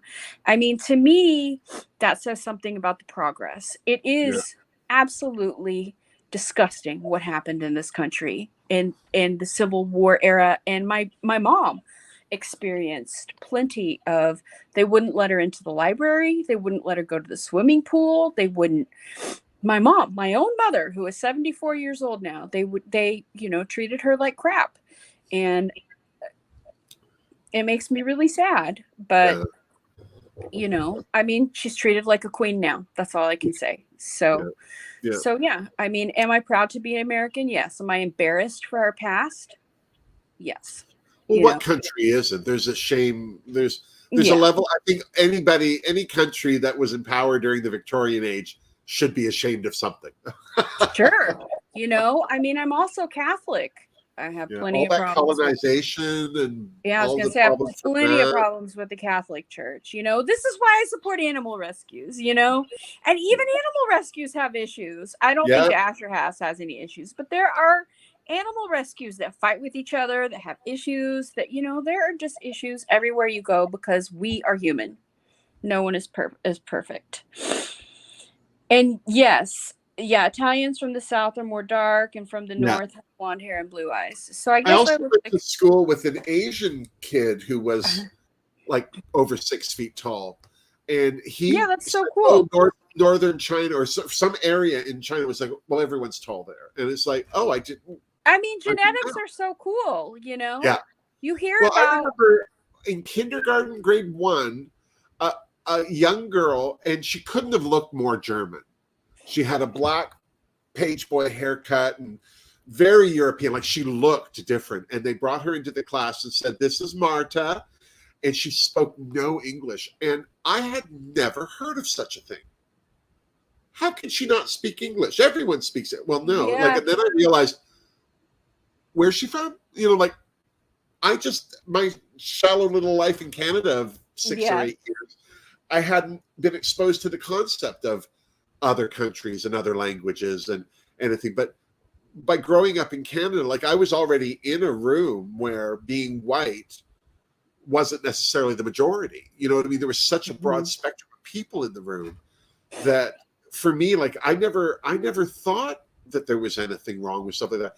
Also, my mom was a nurse, and a lot of women of color go into nursing.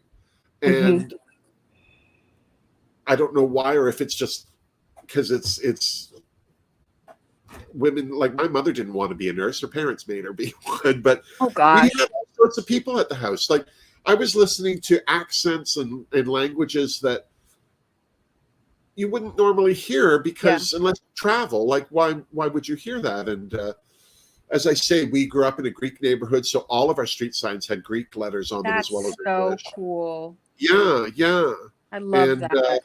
Like I grew up off the Danforth in Toronto, which is very famous. Like they have a festival every year. It's very Greek and opa, you know, and I dishes. Love that. Yeah, I do too. But then down the street from there is Little India, and I used to walk through there. I had issues with religion at a very young age, and I don't know why. But when I saw Indian religion, the colors and the music and everything sparkled. It was like, ooh, where's that happening? I want to see that. You know, I know Booyah has this palette, but I have a palette with an Indian makeup artist who's in India. No. Yeah, Ekta. And you wouldn't like this, I don't think, because it is kind of neutral. I mean, it has some pops of color, but anyway, she chose all that black of these looks colors. Gorgeous. Yeah, I really like it, and it has a black that's like the black in the Sailor Moore palette, and then it has a charcoal. It also has a charcoal. Nice. But nice. Yeah, her name is Ekta, and she's insane. She's got like 400,000 followers or something on Instagram. Is it Batgirl? Her name is Batgirl Ekta. EKTA. Okay, I'll have a look. Yeah, she's just really, really talented. And I don't have too many of that one left too, like 10 or something. That one's been out for a while. Oh, Booyah says she loves it. I have Albanian blood, usually dark hair eyes. I'm blonde and green eyes. Usually people think I'm Polish, Romanian, or Dutch. Yes, I had somebody stop me on the street and ask me if I was Swedish. And I said, no, I'm Scottish. Now, keep this in mind. In Scotland, there are two types of people. The big red-headed Nordics and then the little dark French ones, because Mary Queen of Scots married the King of France. Oh. So a lot of these dark French people, Mediterranean Europeans, came into Scotland, which is very far north. And so my brother is 4 or 5 inches shorter than me and olive skinned. Like he tans. You look out at the sun and he tans. It's ridiculous. Black hair like my mother. And I was the only redhead and freckled. And but this guy said, are you from Sweden? And this random person, that's the other thing about Toronto. It's like you answer somebody like, no, Scottish. Same thing. That's what he so said. cute. And I looked at him. He goes, "Oh, those Nordics were raping and pillaging all along that Oh coast." my God. That's so But funny. I mean, I am I think, half, Brit or whatever. I don't really yeah, know too much European. Yeah. about it because my dad's parents died when he was so little, Right. So I really My don't. mother was never married to my father, and he was married already, and so he had two different wives over the course. Well, three actually, but he had kids with these other two women, and they got in contact with me. I had done a comedy show on the radio, and the mother was like, "Is that Richard that I used to babysit?" And because she used to babysit his her husband's mistress's children. It's Oh my crazy. gosh. Yeah. Peyton Place in Canada, but because we didn't grow up with a lot of religion or a lot of structure like that, and I always found it in other people. Like when I used to go to different people's churches because it fascinated me. Like, why would you go there? Like, what's going? My grandmother used to go to church, a Baptist church, and that was every Easter we would go with her. And but yeah, I don't know. I think the thing that we have going for us here in Canada is that nobody's really paying attention to us. Well, be glad. You know what I mean? I mean, we've got mass shootings happening here like every week. In fact, there was one in Austin not that long ago where I live. It was on 6th Street, about 20 minutes from where I live, 25. I mean, not close to my house or anything. I'm in the suburbs and it was in the city, but I mean, it's scary. This is all very scary what's happening. Yeah. We are citizens of the world. Baja. That's the Buha. Is it Buha Beauty? Booyah. Booyah. That makes more sense. Yeah. The other thing being Canadian that was interesting for me is I didn't know I was Scottish until I was almost 20. I just didn't care to know. Like, it wasn't important to me. I was Canadian, There's no there was no awareness on that level, but it also was of no interest to me. I was always interested with other people that had come from somewhere else to Canada, because in my mind, we were all Canadians now. But right. Like I went to school with Czechoslovakian girl, Lena Gaykoff, and Chinese girl, Kathy Hayashi. And, ooh, that's cool. Oh, the names that I grew, Philia Stadiatis, Vula Vasilopoulos, like, these were great names. And here's little Richard Ryder in the corner eating his white bread and mayonnaise. Hi, I mean, my name is Christina Martin, so I have a white name too, even though I'm half Mexican. My mom is Teresita de Jesus Galvan, but I'm sorry, but Latin, like Spanish, and that whole, there's something about like South America, that whole, everybody's on the verge of having sex every 5 minutes. Like, I know. Let's do this, It's a passion. I lived in South America. You slap somebody and then you kiss them and then you drink tequila and move on. I lived in South America for a year and I had a South American boyfriend. Yeah. It was a good time. I know. His name was Andre. Of course it was. Mm-hmm. I love, a friend of mine had a German boyfriend, like he was traveling, and I was working at a bookstore, so I got her a Berlitz book on German. Oh, yeah. And I have to say, I'm impressed with how English German is. Like, there's a lot of parallels. But there are. But his name was Wolfgang. It's like, of course it is. Like, I love that. You can't just be Dieter from Germany. It's got to be Wolfgang. Yeah. Wolfgang. I got to spend the summer I spent a summer in Germany when I was 20. And I've always wanted to go. I want to go. Oh, yeah. It's so nice there. I went back a few years later because I have a friend from graduate school, Torsten Tam is his name, Torsten Tam, who lives in Stuttgart. but I did my summer in Cologne, and it is so flipping beautiful there. It is such a wonderful place. We should go. We should definitely go. I mean, my husband's I'd French. love that. It's right there. And Agnieszka, is that Agnieszka? Been in Grew up in U.S. for 30 Poland. years. They call me Agnes here. Oh, but what a great name. Agnieszka? Yeah, Agnieszka. I don't know. I'm sorry, but Slavic, any language like that, guttural, like from Russia right through. I just love it. The language, You're the the German names. that dislikes Germany and Germans. So Chloe.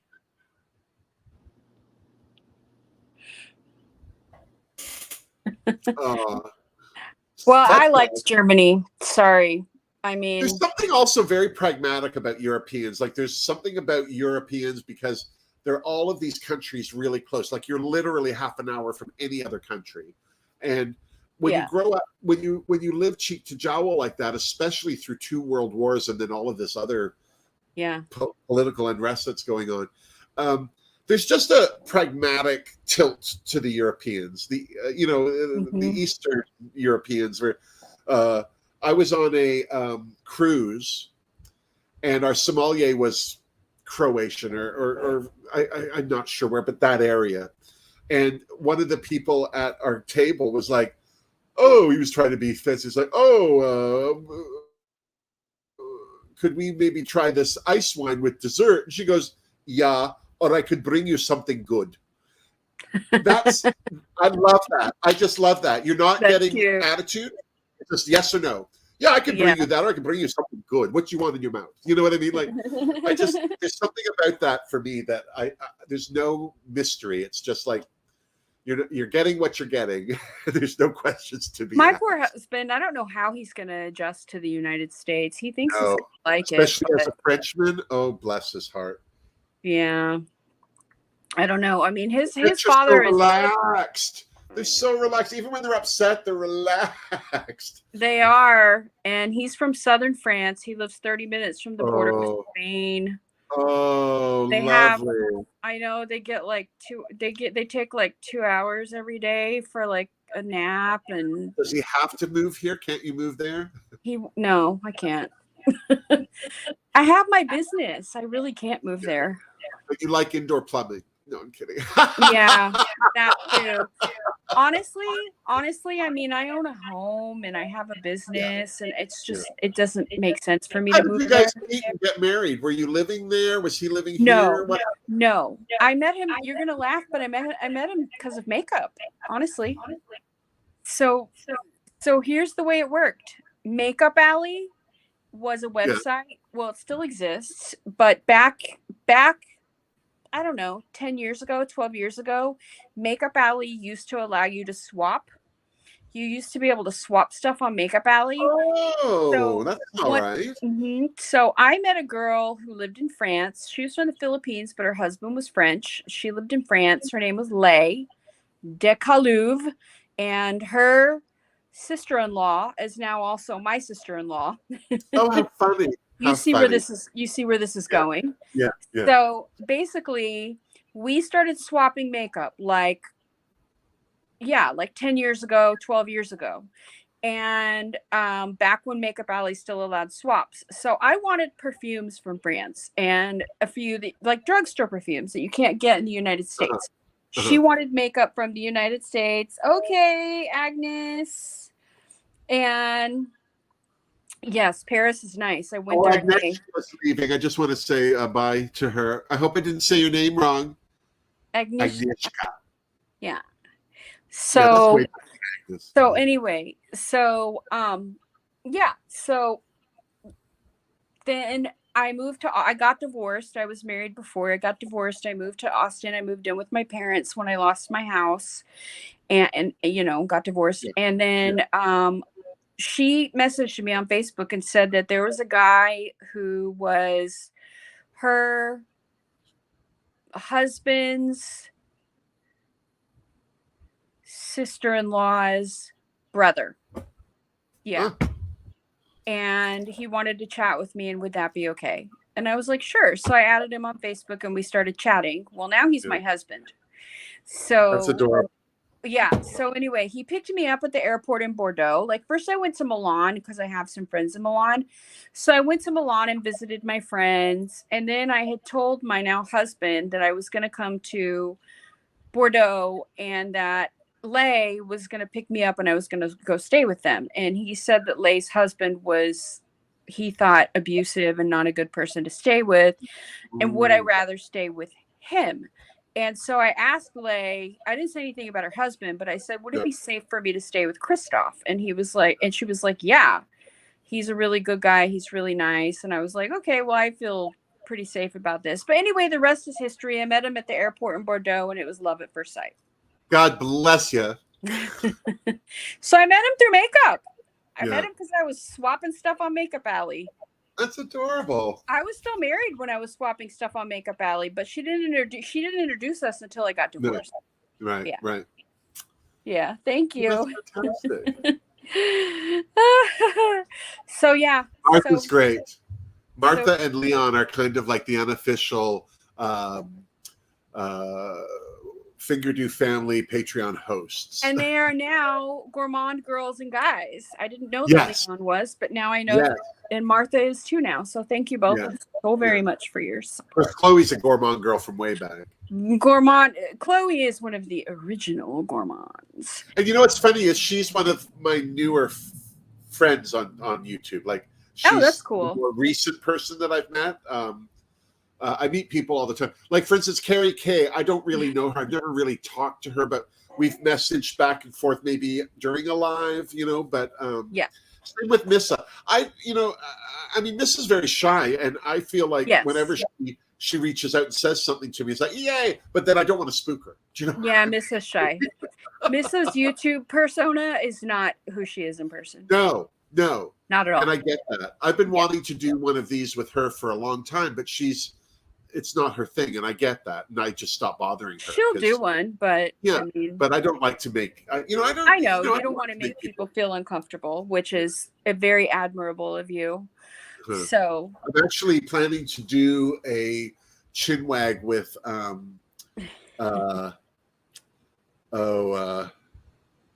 Elder Goth. I can't think of her name. Oh yeah, she's awesome. I know her. She's fabulous. And we've been talking about it for a little while. And now that I've figured out this StreamYard, because that was one of the other things that was stopping me from doing lives. Is oh my God, thank God you know StreamYard now. You're the best person ever, Christina. Good makeup and good technical advice. You are. This wouldn't have happened. Oh, you're gone. Oh, there she is.